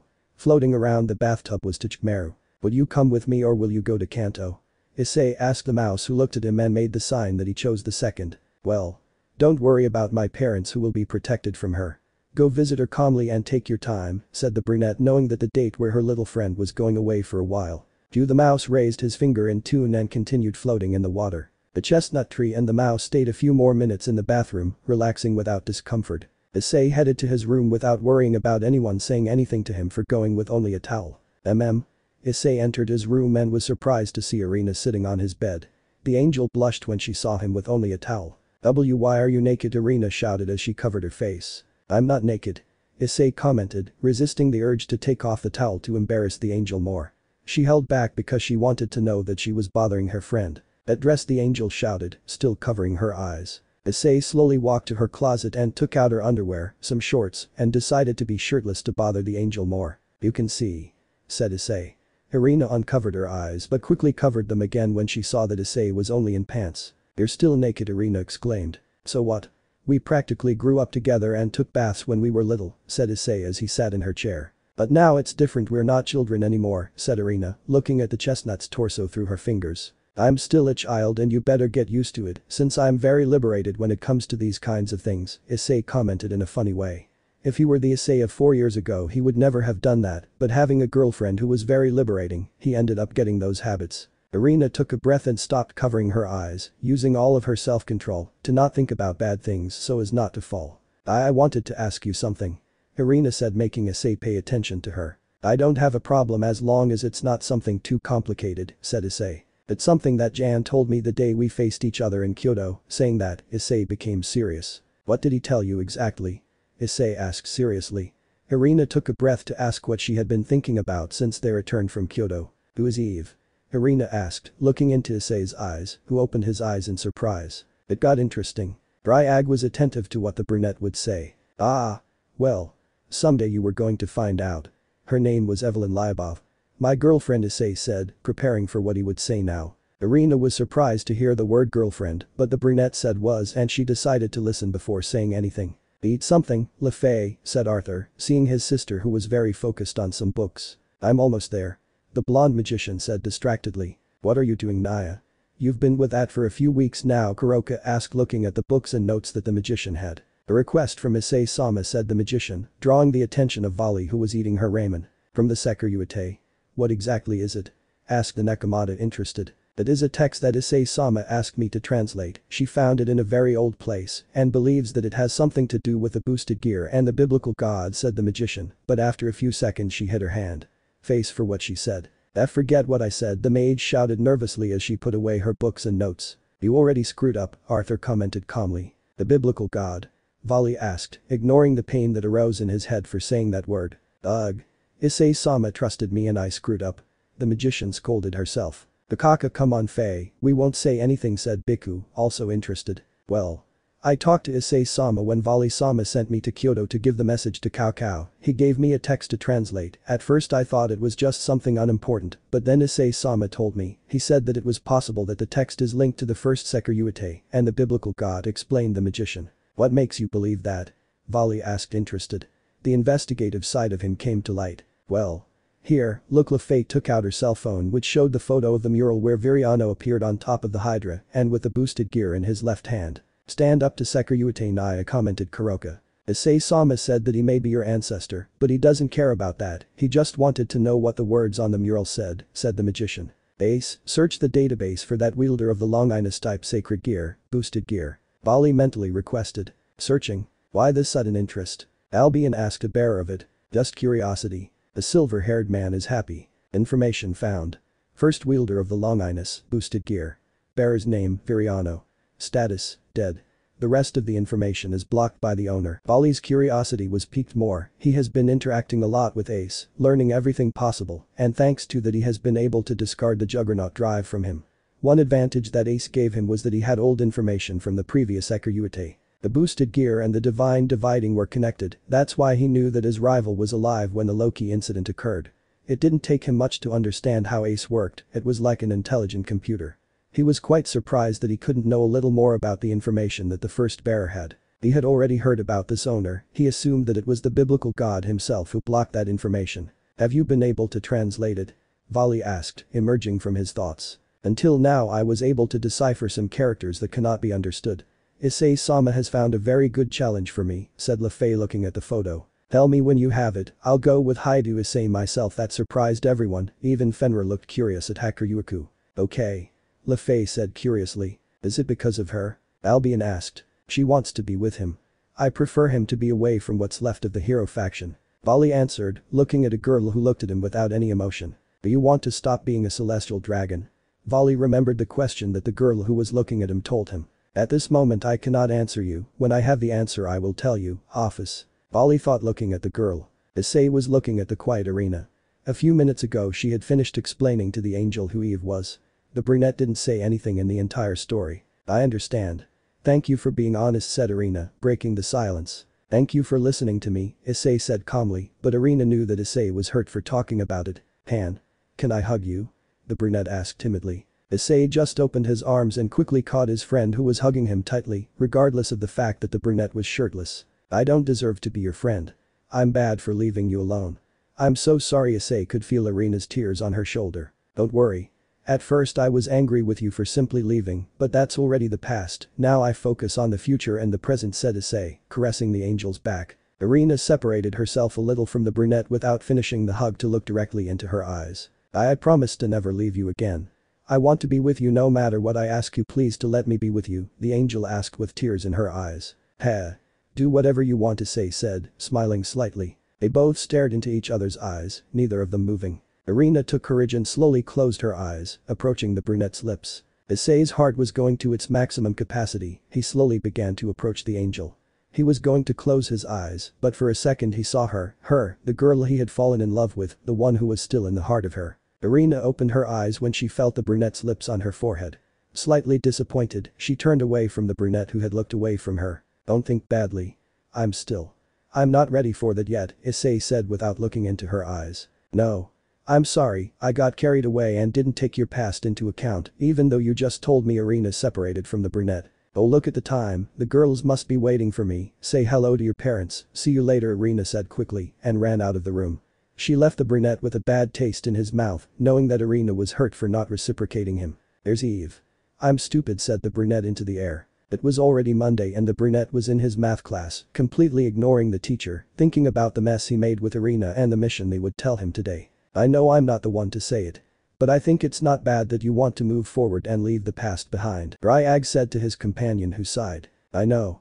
I thought I could try again, but I saw her, I could see her when he was about to kiss Irina. Issei glanced slightly at the place where Irina sat, she was paying attention to the class. He had instincts that told him to do whatever he wanted, to take as many women as he wanted. He almost crossed the line with Roswis in Hyoudou. He also almost did something with Dahlia, but when the moment of truth arrived with the angel he acted stupidly. Is it because she was an angel, and her part of the same species keeps the demonic and the dragonic at bay? There are still opportunities. When you return from the mission, talk to her or ask someone who is good at these topics for advice. Ryag wanted to help his partner, but he was terrible at this type of situation. Maybe I should do that. Issei sighed and began to write down what her boring teacher said. Classes had ended.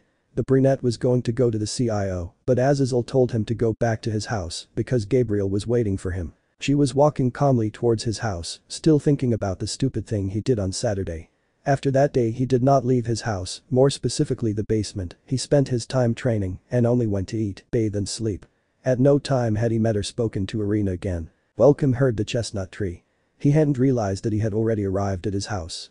The one who received him was Gabriel, who had his perpetual smile, and next to him was Griselda and two other people. One he already knew was the blonde tsundere who responds to the name Revel. The other was a young blonde man with green eyes and dressed in clothes of priest. You're finally here, Revel said in a bad mood. I didn't miss you either, said Issei, turning his attention to the man. You get along very well. I'm Dulio Gesualdo, it's a pleasure Securuite the now Dulio introduced himself, extending his hand in greeting. I hate that Sundir said Issei accepting the blonde's greeting. The feeling is mutual, said Revel, looking angrily at the brunette. They are very good friends, I'm glad that they both love each other so much said Gabriel, smiling more. Who would want that rebel that Sundir the young people shouted at the same time. Sundirs? Griselda whispered. We are not Sundirs the young people shouted again, making Gabriel smile happily, Griselda sigh and Dulio laugh. Well. Let's leave that topic for later. Issei, the three of them will go with you on your mission, Gabriel said, making Issei look at her. What exactly is that famous mission about? Asked the curious brunette. You will be the ambassador to invite the Olympus faction to the alliance, Gabriel said, making Issei go into shock. He expected everything, going to fight, killing someone, fighting, studying or something else, but what the queen told him left him completely surprised. But. I'm the least suitable for this mission I'm not good for politics and things like that the brunette said quickly. Don't worry, Griselda and Dulio will be the ones who talk, you just have to be present because it was the condition that the Olympians asked for, Gabriel said calmly. Issei looked at his queen with a poker face, she was practically sending him to the dens of the wolves. My image with that faction is not very good. I practically almost killed one of their gods, said the brunette looking away. Oh. Gabriel's smile faltered for a moment, but then he smiled again. Calm down. Everything will be fine said the archangel. There is no option to reject. Asked the brunette. Are you afraid? Griselda asked. No. I just don't want to ruin things said Issei scratching the back of his neck. That's what we're here for, Griselda said calmly. Issei sighed. Apparently the interesting thing he had asked for the previous week had been fulfilled. Well. Let's see what trouble I get into. Issei resigned himself to her fate, that was better than dealing with his romantic situation. Chapter 33. Start the cap. I keep saying it's a bad idea said Issei as he packed his things into a suitcase. The day he would go with Revel, Dulio and Griselda to Greece, specifically to Athens, there they would meet the contact of Olympus. Issei was further informed by Azazel. Apparently they were only going to extend an invitation to those from Olympus to go see the raiding game, and there they would talk about a possible alliance. It seemed very silly to Issei to do that, but who was he to do something? I still don't understand why they need you, you're not very intelligent for this kind of thing. Dryag was curious why they wanted his partner at that meeting. Issei had told Gabriel and Azazel that he had a big problem with the Olympus faction. The Securuite knows from his own experience that these gods are very annoying, and he knew that his partner had little patience just like him. Thank you for the vote of confidence commented Issei. Anyway, he agreed with Dryag, he was not the best one for that kind of thing. You know I'm telling the truth, Issei sighed. He really didn't want to go, but it was the order of the higher-ups and his dear queen. Since it bothered him to be in that situation, they would have left him dead so he wouldn't have to endure being ordered around.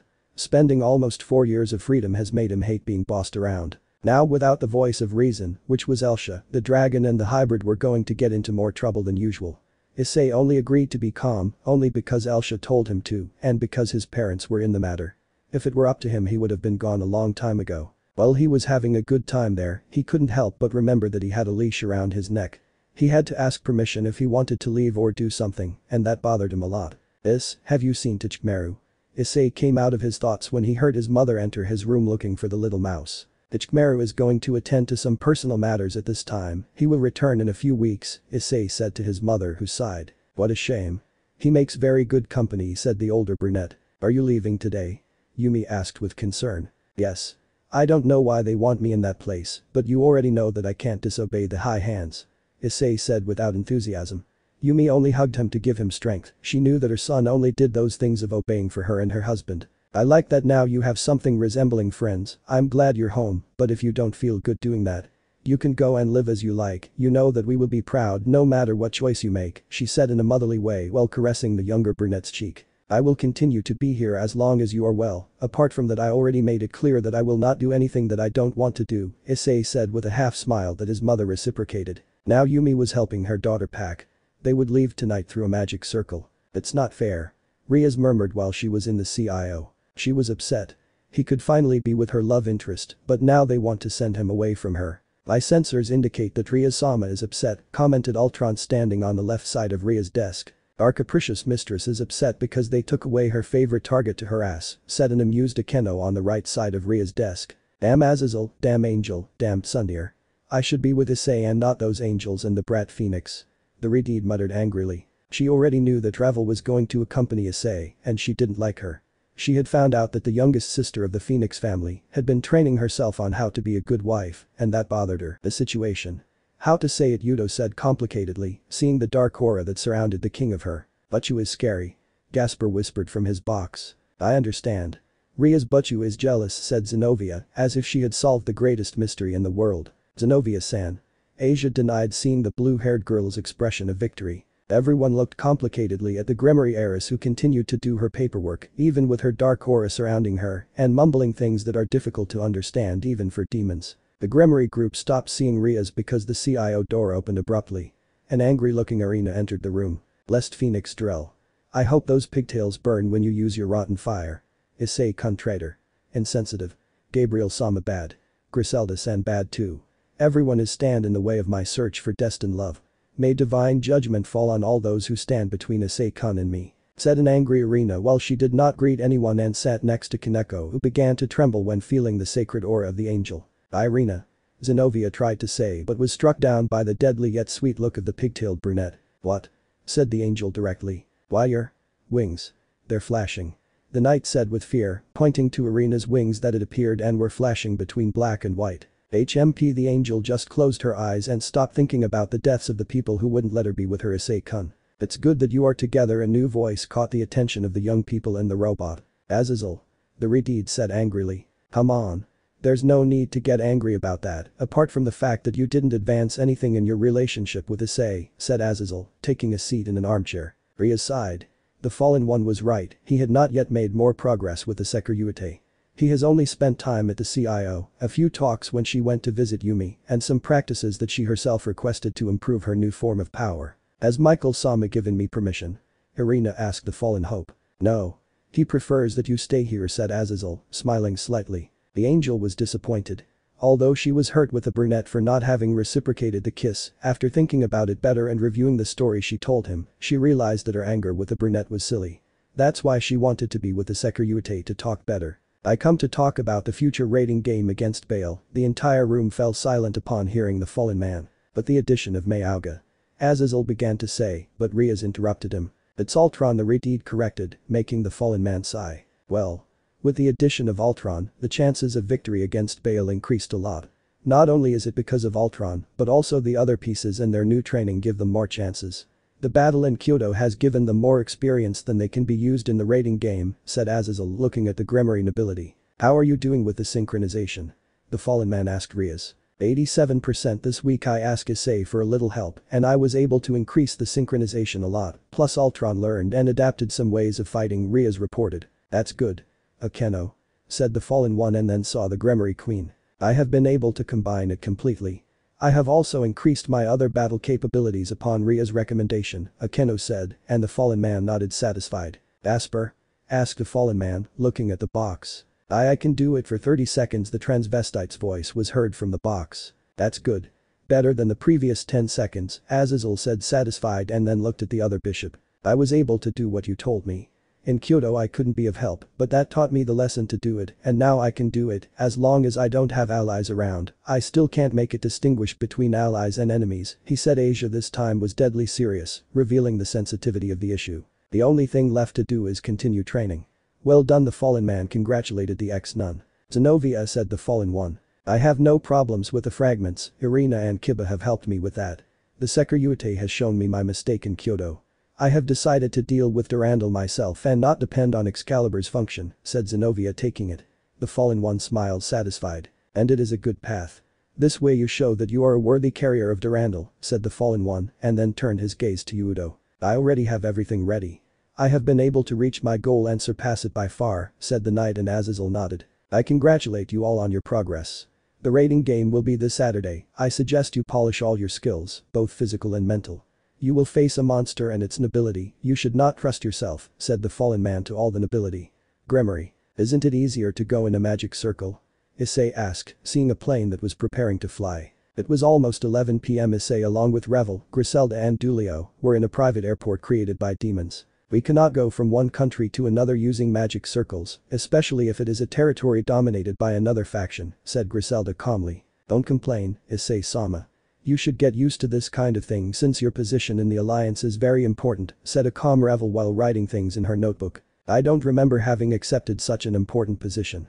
Issei commented as he accepted one of the hamburgers that Dulio bought. They told me that I was only going to be a simple reincarnated angel and look at me, Joker from heaven, one of the representatives of the Alliance and other things you will bore, said Dulio, putting his hand on the brunette's shoulder in a form of support and condolences.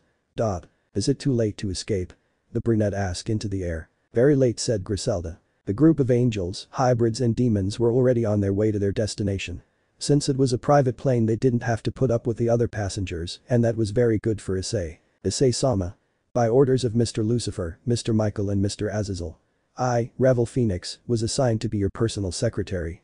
I expect you to behave and take care of me, said Revel, who was sitting next to Issei. Since when do I need a secretary? Issei asked as she looked at her cell phone. Since you started doing events for the television program in which you participate, Revel said calmly. Events?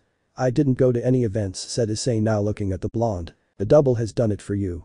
After the meeting with the Olympians is over, you will take the place of your double and do the events yourself, informed the blonde. Wait a minute, under no circumstances accept something like that, the brunette said quickly. Issei-sama.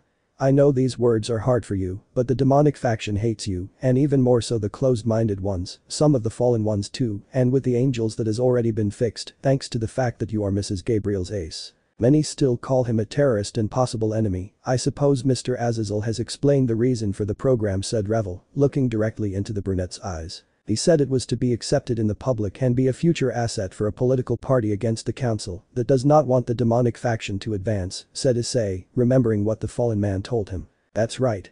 It hasn't started yet, but rest assured that the old demons will do everything in their power to have you discredited or something similar. That's why you must win over the public first. Your program has generated a lot of income that is being administered by the Mrs. Grafia Lucifuge and the Gremory family. My family also supports it, as does the Citri family, and I have heard that Aguirre's plans to join as well. Many social buildings, orphanages, investments and many more things have been created with that income, so that little by little, create a name for yourself and have a very influential social position. You must understand that all this will be difficult for you, and I ask you to please endure it, the blonde phoenix said and explained. Issei remained silent, still looking at the blonde. Revel was getting nervous because of the brunette's intense gaze. Is something wrong? Revel asked. Are they paying me? Issei said, tilting his head. Revel was left blank by what the brunette said. That's serious, Issei-sama, the blonde exclaimed indignantly, because the only thing the brunette highlighted was the money. Well. You are very intelligent. Too smart for someone so tsundear. But I understand more or less what you said. I will do my best to follow the super plan that you created. I only ask that I be kept informed of those things, said Issei, looking at his cell phone again. Of course, as her secretary, I myself will be aware of all her agenda and events in which she is involved, said an excited Revel. On the other hand, Issei. I'm making money and I didn't see a cent. Welcome, representatives of the Biblical Alliance, greeted a woman dressed in a formal feminine suit. Issei and the others had arrived in Greece, specifically Athens. Thank you very much. I understand that they will escort us to the hotel near the temple of the god Zeus, said Griselda in a calm and professional manner. Of course. You and the others can follow me, so I'll take you to your assigned place, said the woman, pointing to the exit of the airport. Since when do I understand Greek? Issei wondered as she followed the woman who was taking them to the hotel. Chapter 34. Start the cap. Get out at once, Issei-sama, Revel Phoenix demanded in front of Hyoudou Issei's door. No way, at no time did they tell me I had to do that, the brunette shouted angrily. Don't be proud with that simple action, you can make an entire faction stay at peace with us and there will be no conflicts, said a serious Griselda. Well, let's go to war, the red-haired Siskin can kick the butts of all those incestuous crazy people. I didn't do it to anyone and I'll never do it, shouted the brunette. It is a request from the higher-ups, Griselda reaffirmed. Well, let them do it, I will never apologize to a stupid god who got in where he wasn't called, shouted the brunette again. Revel and Griselda sighed angrily. Yesterday they had arrived in Greece, specifically in Athens. Everything was going smoothly, Issei and Dulio began to get along, Revel was talking fighting with the brunette and Griselda was putting things in order. They had arrived at a hotel near the temple of Zeus where they would wait for contact with Olympus. Everything was quiet until contact from Olympus arrived the morning after they arrived. The contact was Hermes himself, the messenger god, and other things that if you want to know you should look for yourself because this is not a school. The one who spoke with the god was Griselda, the one who was the voice of the alliance on behalf of the angels. The meeting was fairly calm, the god proved to be quite polite for someone who is portrayed as a joker and stuff. Issei thought that everything was going to turn out well, but it came to a point where the god smiled amusingly and then said the condition for the Olympus faction to accept the alliance's invitation. Griselda, somewhat nervous about the god's expression, asked him to tell her that condition. It's easy. The Hyoudou must kneel before all the gods while he apologizes for his offense last year, was what the god had said, amusingly watching Issei, who had changed his poker expression to one of complete seriousness and anger. After that, the god left, saying that they had until the day before the rating game to give his answer. Griselda spoke with the leaders of the alliance. The high command of the demonic side had said that the Hyoudou do what was requested. The angels had said that it was a fairly fair condition, and that Issei do it, the fallen. Azazel tried to talk to Zeus so that they would not be so drastic and leave the chestnut tree alone, but the god of lightning said that it was a request from the majority of the gods. Griselda was in charge of communicating her conversation with the leaders to Issei, and reality hit the brunette again. Currently he was just an asset to the alliance. It didn't matter if Azazel had promised him that he would make his stay fairly peaceful. It didn't matter that he was Gabriel's ace. It didn't matter that he had eliminated a threat that everyone feared. Now he felt like an object. They were asking him to humiliate himself, just so that the Olympic faction would consider going to the rating game to have the talk between the leaders. You're being very childish, you just have to do that, and everything will be over, Griselda shouted, already angry at the brunette's behavior. Theoretically I'm still a child and this child is not going to humiliate himself, so that some idiotic gods who are being forgotten can have fun. I won't give them the pleasure, Issei defended himself from her room. Think about your pa. Griselda couldn't finish speaking because the door was suddenly opened, revealing a serious Issei. Don't bring the parents into this, Griselda. I remind you that I have more than 10,000 years that I can burn in the Juggernaut Drive, and in that state, I can do anything, the brunette warned, while his eyes shone emerald. Griselda swallowed when she heard the clear threat from her partner. She had forgotten that she was dealing with a dragon, and they are very threatening when you mess with something they care about. I'm sorry. I was reckless to use your parents in this. But you should still think again, just by apologizing this whole matter can end, she said, and the Queen of Hearts apologized. Issei remained silent while he still looked seriously at the angel. For him it was a hard blow to his pride and the personal promise he had made to himself a few years ago. He promised to never submit to a god no matter who he was, and he had never broken a promise. Now they are telling him to apologize and kneel in front of some capricious gods who are being forgotten by humans, and that bothered him a lot. He is not a very proud person, and he had already assumed that in his new situation, he would have to give up a lot of things of him, but to make him kneel and apologize for something that was not his fault was absurd. You don't understand, Griselda. They only do it for their own fun, and I don't want to mess with those idiots. If they force me to do that, I assure you that I will beat up anyone who gets in my way until I use up all my energy. Life, Issei said seriously, surprising Revel, who covered his mouth, suppressing a gasp of surprise. So great is your pride that you are willing to throw away your second chance? Griselda asked seriously, but her eyes showed sadness and concern. I never asked for a second chance. I had resigned myself to dying that day with Loki, but the world is capricious and does not stop screwing up my existence, said Issei, returning to his room, leaving the angel and the demon in silence. It's a bad idea. It's not wise to pressure him into doing this, said Azazel as he sat in front of two holograms representing Surzich's Lucifer and Michael. We understand your concern, Azazel. But he has to do it if we want this deal to work, Surzich's said. He knew that the gods of Olympus, except for Zeus and others, asked for Issei's apology just for fun, and he didn't like that, but he couldn't do anything because the entire demonic council said that Issei should do it. I think it is a fair pressure. Although it would be more so if they directly agreed to help us with the alliance, and not as a condition to talk about it, Michael said this time. The angel had a black eye from the tremendous blow he received from his sister Gabriel. He didn't like asking one of his own to humiliate himself at the whim of others, but he had to think like a leader and not as something personal. They don't understand. The boy is willing to cooperate as long as it's not something so drastic, and on his first assignment, they want him to humiliate himself in front of everyone. They know that it's not good if you anger a dragon, but it is if that dragon is one heavenly, said Azazel. There was one detail that they did not tell Issei, and that was that those from Olympus wanted to convey the apology to everyone. We already know. Seraphil is doing everything in his power to convince the Olympians not to bother his rival, although I don't think he'll do much. Zeus said half of the 12 voted in favor of the apology, Surzich's said. Seraphil was upset because her rival, as she proclaimed when Issei's show came out, was being picked on for something so silly. He's going to turn out badly. He may not show it much, but that boy is almost as proud as Vali, Azazel commented as he sighed. We have time until Friday to give an answer. I will ask Griselda to try to convince Issei, Michael said, although he didn't have much hope. Changing the subject. What about the heroes faction? Surzich's asked Azazel. I don't know. Everything has been very quiet on that side, said the fallen man. It's been a while since he could talk to Vali, and something told him that an internal conflict happened in the brigade, but he had no proof unless he got Tobio to investigate. Serziches was going to say something but was interrupted by Grafia, who could be seen saying something in Lucifer's ear that changed to a serious expression. "I don't like that expression," commented Azazel. "It wasn't good when the red-haired Siskin got serious. Isaka gave us a message. Apparently the Shinto gods have sent a message to Olympus. The angel and the fallen one became just as serious as the devil.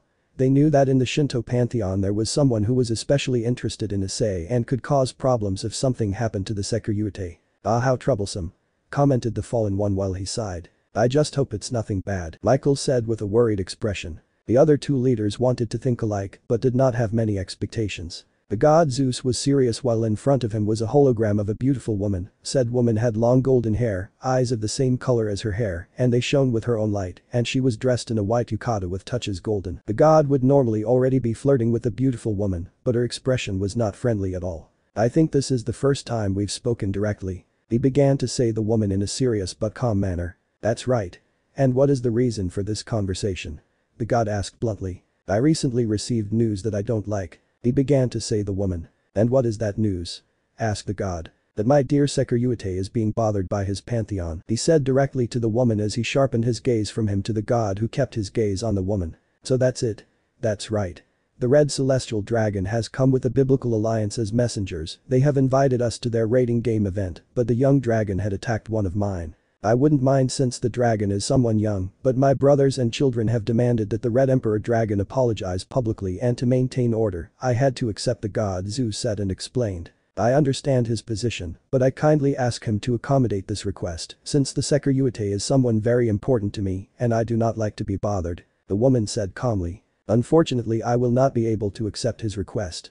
The matter was put to a vote by the current top 12 and the vote was in favor of a public apology, Zeus said seriously. "It's a shame. I didn't want to do this, but I see that he won't give up on his decision." The woman sighed and then turned deadly serious. "Currently we are 8 million gods who are willing to destroy their mythology.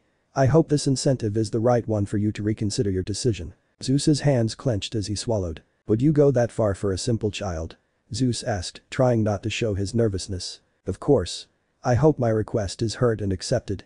I don't think I should remind you that the Shinto pantheon outnumbers your pantheon. That would be it was a pleasure." They were the woman's last words, and then she disappeared. The place became silent after the hologram ended. The sky began to tremble, many lightning bolts and winds began to appear, reflecting the state of fury of the god Zeus. "Using all the kami for one man. I have a very capricious daughter," commented the goddess Izanami, seeing how her daughter had finished threatening an entire faction, and that amused her a lot. "I won't let them bother my Issei. Apart from the fact that you and dad don't care since we far surpassed those Olympians," said the goddess Amaterasu calmly. "I'm not going to deny it, but you never cease to amaze me how much you're willing to do for young Sekiryu," said Izanami, smiling at her daughter who gave her a dreamy look. "Ah, he is very special to me, and I will do anything for him." Amaterasu's face heated up as she remembered a certain brunette. Izanami smiled. She understands her daughter's feelings and would support her in everything. A sudden chill ran through Issei's body as he was touring a little of Athens. "What's wrong with this feeling?" she asked a brunette when she sensed danger, but she didn't know from what or where. "You must be imagining things," Dryag commented. Issei shrugged and returned to his tour. And it had been 2 days since she arrived in Greece, and only today she was able to do the tourism that she had planned. The first day she couldn't because of the dream she had, the next day she couldn't either because the god Hermes screwed up her existence, and today she was finally able to do it. Greece was one of the places that she had not been able to visit on her 3-year trip. The first 2 years he spent training and traveling from time to time with his group, the third year he set out to explore Greece, but in his training with the Juggernaut he encountered the god Helios, and after fighting he was injured, almost unconscious. It could be transported and ended up being found by Dahlia. "I have to call Dahlia. I haven't spoken to her in a few days. After this go with her and lose your virginity." Issei stopped because of what Dryag said out of nowhere. "And so? Why so sudden?" the brunette asked confused. "I'm starting to worry. You have a demon, an angel and 2 Valkyries who are very interested in you, and you have done nothing, apart from the fact that the blonde Sundara also shows her interest in you," the dragon said with a worried tone. Issei rolled his eyes at what his battle partner said. "I'm not here to have a relationship." Issei walked again. While she did so she looked at the different souvenir shops, she planned to buy some for her parents. "I'm not saying that you start a relationship, just that you get rid of your virginity," the dragon said with a worried tone. "Well. In the hypothetical case that I considered losing my virginity. I don't think anyone you mentioned is willing to just have hex." And it was true. From miles away you could see that Riaz and Irina wanted something serious with him, with Roswas. She doesn't know if she is very interested in him. Since he went through Kyoto, not much else has happened. He had a good time that week of training with her, but he doesn't know if it's for something else. He doesn't really know what's going on with that woman, he considers her someone special, but so far not to the level of having something special. Although if he asks he can have some intimacy with the older Valkyrie. As for Revel. Better he leave it there. I think I'm fine for now. Better to leave it for later. I say this because when you turn 18 you're not going to care about any sentimentality and you're going to want to bury your mini-you desperately. Issei stopped again because of what his partner said. What do you mean exactly? I asked confused. Someone with more tact should have told you this. But since there is no one else, I will tell you. You know that the boosted gear is slowly turning you into a dragon, right? He began to say the dragon. Yes. Currently I am 50% dragon and the rest is divided between demon and angel. The brunette answered, curious about what he was talking to the dragon. Humans have very short lives, so they try to live their lives to the fullest, and that applies to you. Your brain still thinks like a human and, even if you have some supernatural things, you still behave like a human and, like a hormonal teenager, you think with both heads.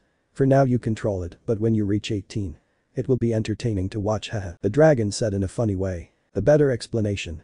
Please. Issei's brain began to work and he needed more information to understand. When my bearers reach the age of 18 they enter a state of heat where they will only think about having hex at all times and it is not something that can be controlled lightly. More so now with your demonic part. In simpler words, when you reach 18 you will only think about hex and more hex. He explained the dragon again. Issei stayed for a moment recalculating. And why is that, shouted the brunette, causing the people passing by to look at him strangely. No idea.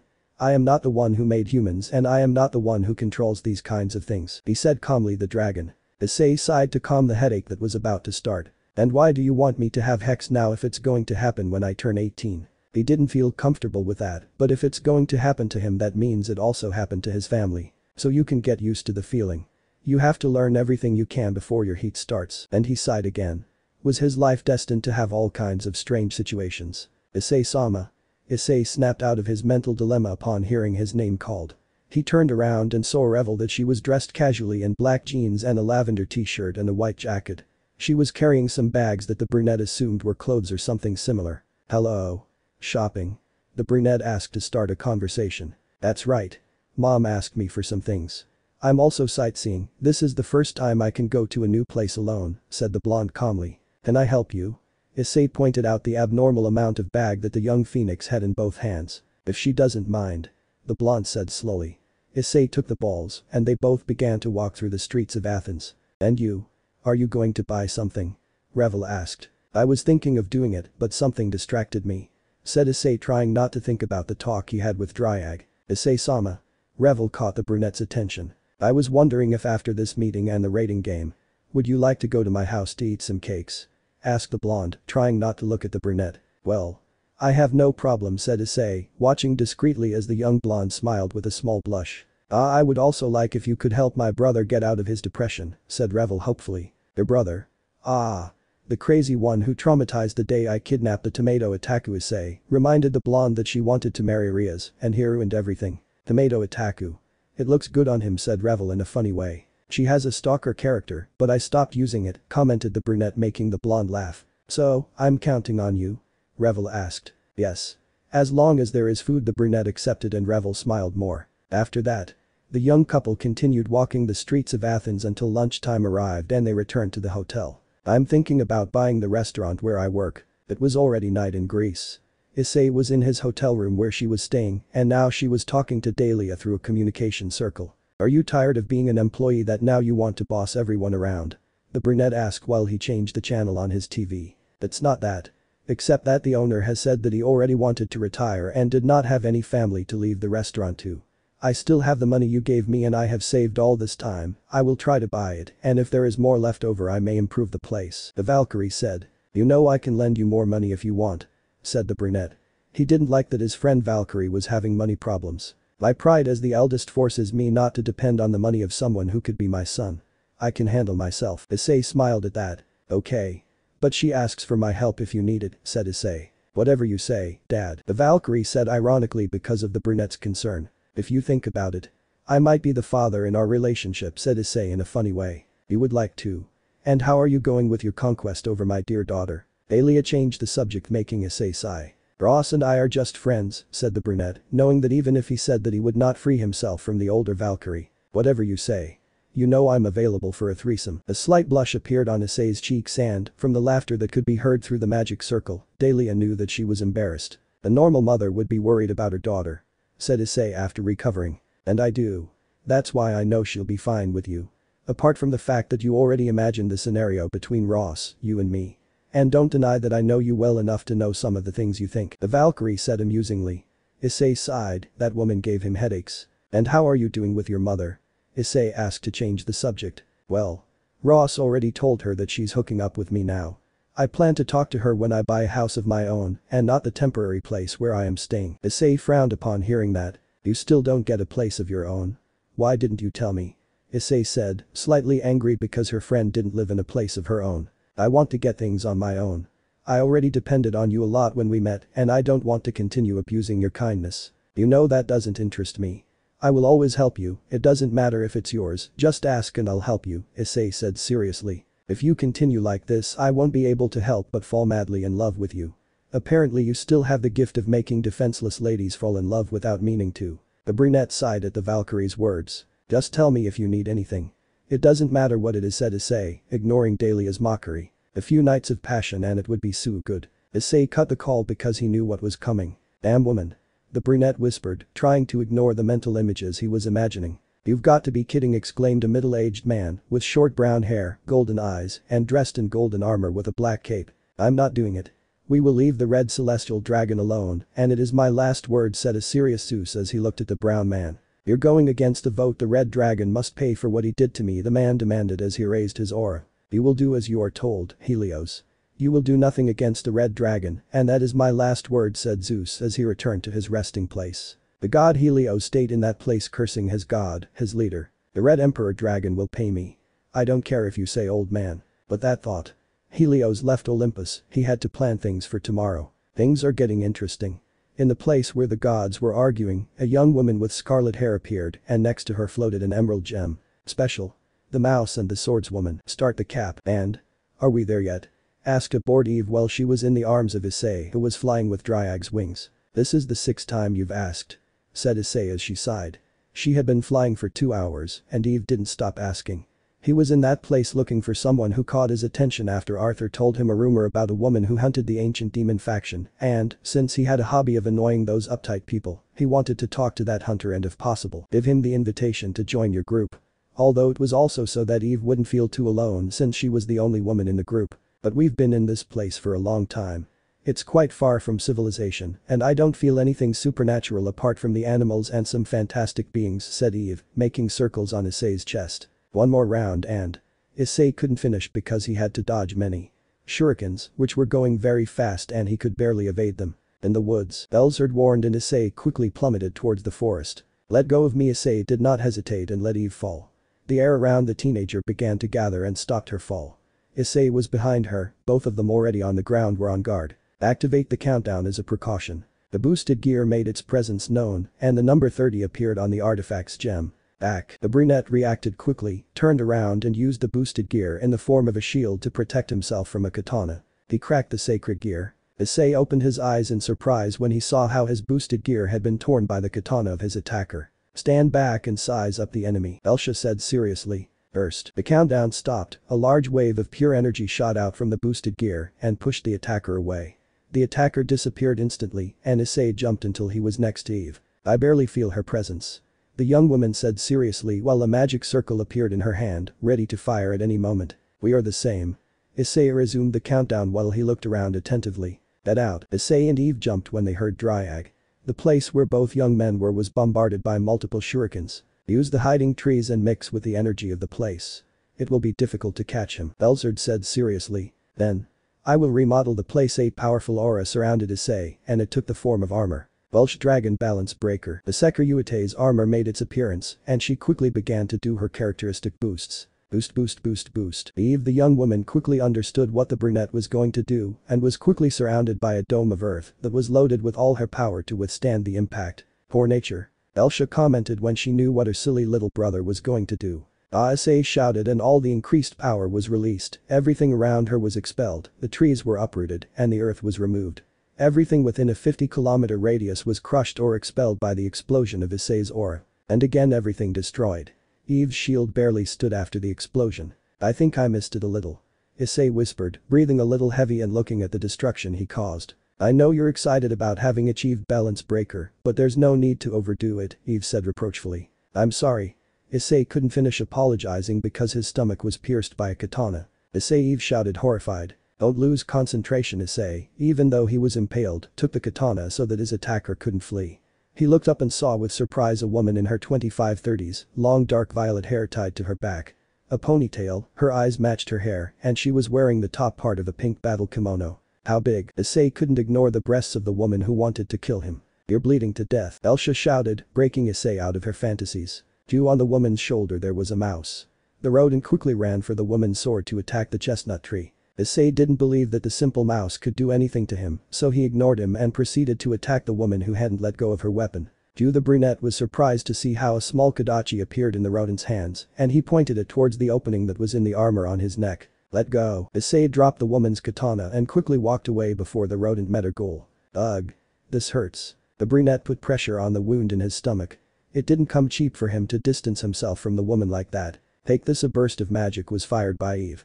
The woman and the mouse disappeared at high speed to take a better position. You hurt my boyfriend and I'll make you pay for that, you damn bitch, Eve shouted as she threw ice projectiles at the woman who easily dodged the young woman's attacks. Jet. The armor's thrusters ignited.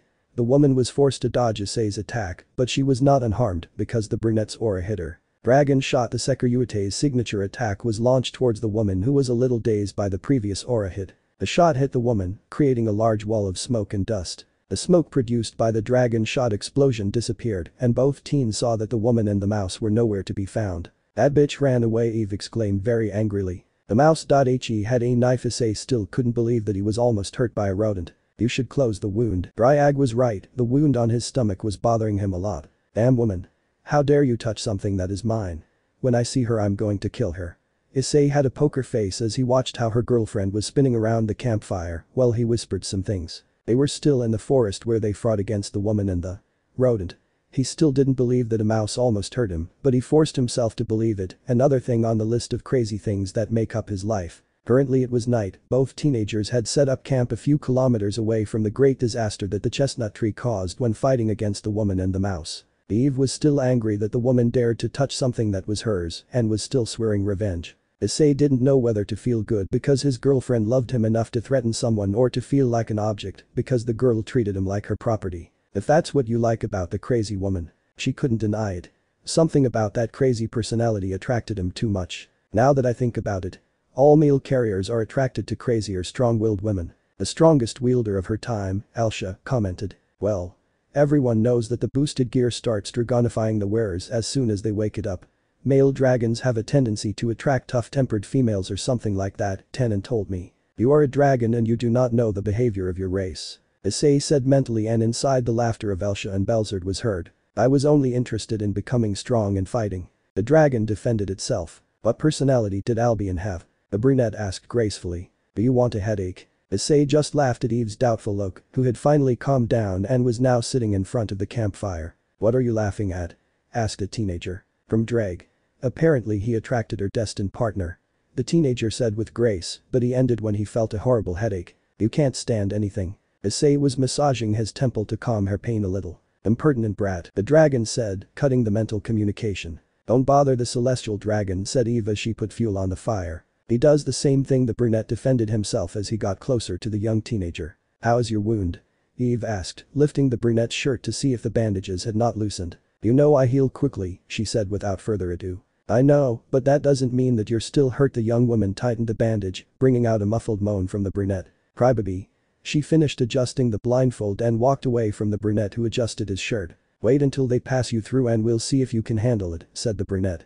Just because he wasn't bleeding anymore doesn't mean he wasn't still hurting. I'm waiting for you to stab me, but you won't because you're a little girl, Eve smiled challengingly at the brunette. We already talked about that, said Issei, trying to hide her blush. Yes.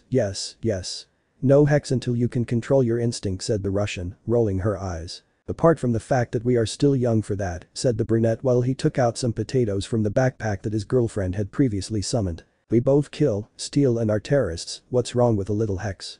Said the young teenager calmly. That we are still young and not ready for that. Insisted the brunette. I'm for you. Elsa supported Belzard's eye. Very well. As soon as you turn 18 you will take me and you won't stop until I am completely satisfied, said the blonde. Issei salivated. Whatever you say. The brunette said reluctantly. Look at the pervert. She gets scared when the girl takes the reins, haha. The dragon mocked. She never had the reins. Belzard added. You hand left, sleepy dragon. I'm ready to screw up your life. Well, what a good friend. The brunette whispered. Let's go to sleep, said Eve as she began to take off her clothes. Issei sighed deeply. She already knew what was coming, she had already done it many times, but she still found it difficult. I'm still against both of them sleeping naked, Elsa said. She didn't like it, her little brother's girlfriend had a habit of sleeping completely naked and her little brother was being forced by that crazy woman to do it too and she didn't help when her little brother fulfilled her every whim. Both naked young people, one calm and the other a little nervous, went into their tent to sleep. Without realizing that all that time they were both being watched. Special. After that day, start the cap. Hyoudou Issei slowly opened his eyes. The first thing she saw was the sky, it was dark and clouds blocked the light of the moon and stars. Where? He tried to move, but an intense pain attacked him. Don't try to move. The brunette heard a familiar voice in his mind. Bryag. What happened? It even hurts me to breathe. The brunette asked mentally. You entered the Juggernaut Drive. The emotional impact you suffered was the perfect opportunity for the previous wielders to attack. Eve. Evelyn. In pain and desperation, she forced her body to move. She was able to sit up, looked around her and realized that she was inside a large crater. Move. Come on. The brunette said to himself while he endured the pain and tried to get up. Buddy. The celestial dragon was sad to see his companion like this. Issei ignored his partner and continued trying to get up. Damn, the brown man exclaimed when he couldn't get up. He stopped trying and now began to move his right arm a little and then began to crawl out of the crater. Come on, move. The brunette dragged himself out of the crater with his only barely functional arm. It hurt, but he held on. Issei. Elsa spoke, but Issei ignored her. She was already missing a little. One last effort and finally he was able to get out of the crater. He looked around, everything was destroyed and there were only pieces of trees lying down, all the earth removed and craters everywhere. In the distance he saw someone, people. There were two of them, one lying on the ground and another crouching next to the first. Come on. The boosted gear appeared, the gem barely glowed and some cracks could be seen in some places. Do not do it. Your body already surpassed the limit a long time ago. Bryag warned, but he was ignored. It works. Issei whispered. Boost. The increase appeared, the power ran through the brunette's body just as blood came out of his mouth and nose. His breathing quickened, his vision became blurry and he felt like he was going to faint, but he held it together. He stood up by sheer force of will, slowly and staggeringly, he walked towards the people. His legs gave out when he was a few meters away from those people. He fell to the ground again but was not yet unconscious. Issei. One of those people approached the fallen chestnut tree when she saw him. Arthur? Eve. Where is Eve? The brunette asked the one recognized as Arthur. Arthur Pendragon was silent as he clenched his fists. Issei gritted his teeth as he received no response. Help me. Issei whispered. Arthur bent down, took Issei's left arm, put it on his shoulder and lifted the brunette up. Without saying a word, the blonde led the brunette towards the person who was on the ground. Tears began to fall from the brunette's eyes. There on the ground, with her eyes closed and a hole in her chest with dried blood was Evelyn Lyabov. Arthur took the brunette down and left him next to the teenager. No. Issei said as he extended his trembling hand to Eve's face. When I came back, you were on the Juggernaut Drive, you were destroying everything. I used ruler to hold back the curse, then I saw her. I was late, Arthur said slowly. He was hurting, his only friend was dead and his friend was broken both physically and mentally. How cow. Damn unfortunate traitor, I'll kill you. I swear I will kill you, the brunette shouted as he released his aura and then everything turned into darkness. That day he was cloudy. Hyoudou Issei, bandaged and in a wheelchair, stood in front of a grave. On it was written a name, that name was Evelyn Eve Lyabov. Go back to England, said the brunette without moving his gaze from the grave. You need me, said Arthur Pendragon a little away from the brunette. No. Everyone who is close to me suffers misfortune. It is better that you return home to your sister, try to fix the problems with your parents and live life, said Issei still without looking at the blonde. And you? You can't stay alone, asked the Pendragon, not very sure. I'll look for someone to help me with my problem. Then I don't know what I'll do, said the brunette, looking at his bandaged left arm. Let me help you. I have ruler, with her I can hold back the curse, said the Pendragon, worried about his friend. Dryag told me that you were only able to stop me because he, Elsha and Belzerd were able to take me out of the curse a bit before I was completely consumed. Ruler only accelerated my exit, but now that event cannot be repeated since Elsha and Belzerd are now in a state rest for the effort they made. Ruler can't help me, said the brunette seriously. Arthur clenched his fists in frustration. What good was a weapon that can dominate almost everything if he couldn't help his friend? Don't feel bad. We are talking about a curse created by the God of the Bible. We were very naive to think that with Ruler, we could retain it in case I fall into the juggernaut. Don't torment yourself about that, the man said again. Brown, since he knew that his friend was angry for not being able to be of help. And how do you plan to do it? The Pendragon asked as he let out a sigh. Issei just remained silent. He didn't have an answer to his friend's question. Okay. Take care, Issei. You know where to find me, said the Pendragon as he slowly walked away. He knew that he couldn't change the brunette's mind, it was better to do what he asked for now, but he would still be attentive to what he would do. Issei stared at Eve's grave. It was his fault, he shouldn't have accepted Cao Cao into the team, he should have known when he started acting strange. Even they followed him. He clenched his fist, they had all betrayed him after he accepted them. I'll make him pay. That's for sure, said Issei as his eyes shone emerald. There again, in front of her grave. It was the only thing he had done since he, with Arthur's help, had put her here to rest. Almost half a month had passed since that day. In all that time he hasn't stopped thinking about her. He could have done more. If only he had suspected more. But now it was too late. Why don't you train something? Dryag said, trying to encourage his companion to do something more than just sit in front of Eve's grave. I don't feel like it. Answered the brunette without looking away from the grave. If you continue like this, your body may lose the state you achieved until now. It was true. Issei was still human, to keep up with supernatural beings, the brunette was subjected to infernal training, so that he could withstand great pressures and be able to use great strength. It had already been half a month, and Issei had not done any training, he understood that he was depressed, but at this rate, he would be attacked by someone and could be defeated. Issei did not answer his partner. He preferred to continue looking at the tombstone and immerse himself in his thoughts. Dryag. The brunette whispered, still without moving from that place. The sun was already setting, and he was still sitting in front of Eve's grave. Yeah? The celestial dragon asked. The brunette had not said a word or moved for a long 6 hours. Why me? Issei asked with his eyes lost on the tombstone. We had already talked about this.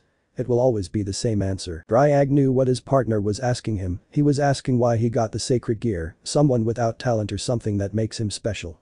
It was one of the questions that Issei had asked him when he had started his training a time after the sacred gear has awakened. The question came when Drake told him a little about the previous wielders before introducing Elsha and Belzerd. It was a question from a 10-year-old boy who was scared by the weight that had fallen on his shoulders as the Hyoudou Issei. Coincidence? That shit about chance, destiny and blah blah. Irreverent shit. The sudden outburst exalted the dragon who did not expect that explosion. Damn biblical god. Damn system. Damn you. Fury was what predominated in the chestnut's mind, who stood up from his position and hit the first thing that was nearby, which was an innocent tree. Dryag did nothing because of the sudden fury of his companion, he would only do something if things got dangerous. I should have listened to my instinct. I shouldn't accept those unfortunate traitors. The boosted gear made its presence felt as she responded to the chaotic feelings of its wearer. This is your fault, office, the brunette shouted, pointing to a girl who looked impassively at the furious brunette. The dragon that represents infinity had been watching the Hyoudou Issei all day. Issei and Dryag knew it, but neither had said anything, one because of his deep thoughts and the other because he was not interested in him. You brought them, you chose those traitors, and like an idiot I accepted them, the brunette shouted again. The boosts resonated every second, increasing the chestnut's power excessively. Welsh Dragon Balance Breaker. The legendary armor had appeared, without any countdown and expelling too much power that continued to grow with every second. The office continued observing the brunette. He really didn't understand why Issei behaved like that, the human named Eve was nothing special. Where are they? The chestnut man demanded from the Dragon of Infinity. I have no idea and I don't care what they do, as long as they help me get red out. The Dragon of Infinity spoke for the first time. A small sphere formed in the brunette's left hand, Issei hit the sphere in Office's direction, and a gigantic red shot formed from that sphere that the brunette hit. The shot hit Office and an explosion formed in the air where the Infinity Dragon was. Not satisfied with that, the brunette created another shot and launched it where the first shot was. Another large explosion formed in the already night sky of Russia, trees were sent flying by the expansion of the explosion. The brunette's breathing was rapid, his body had not yet recovered, but that hardly mattered to him. Why are you acting like this? An unharmed Office tilted her head in confusion. Issei's shots had done nothing to her, they didn't even move her from her spot. Issei clenched his fists in the fury she felt.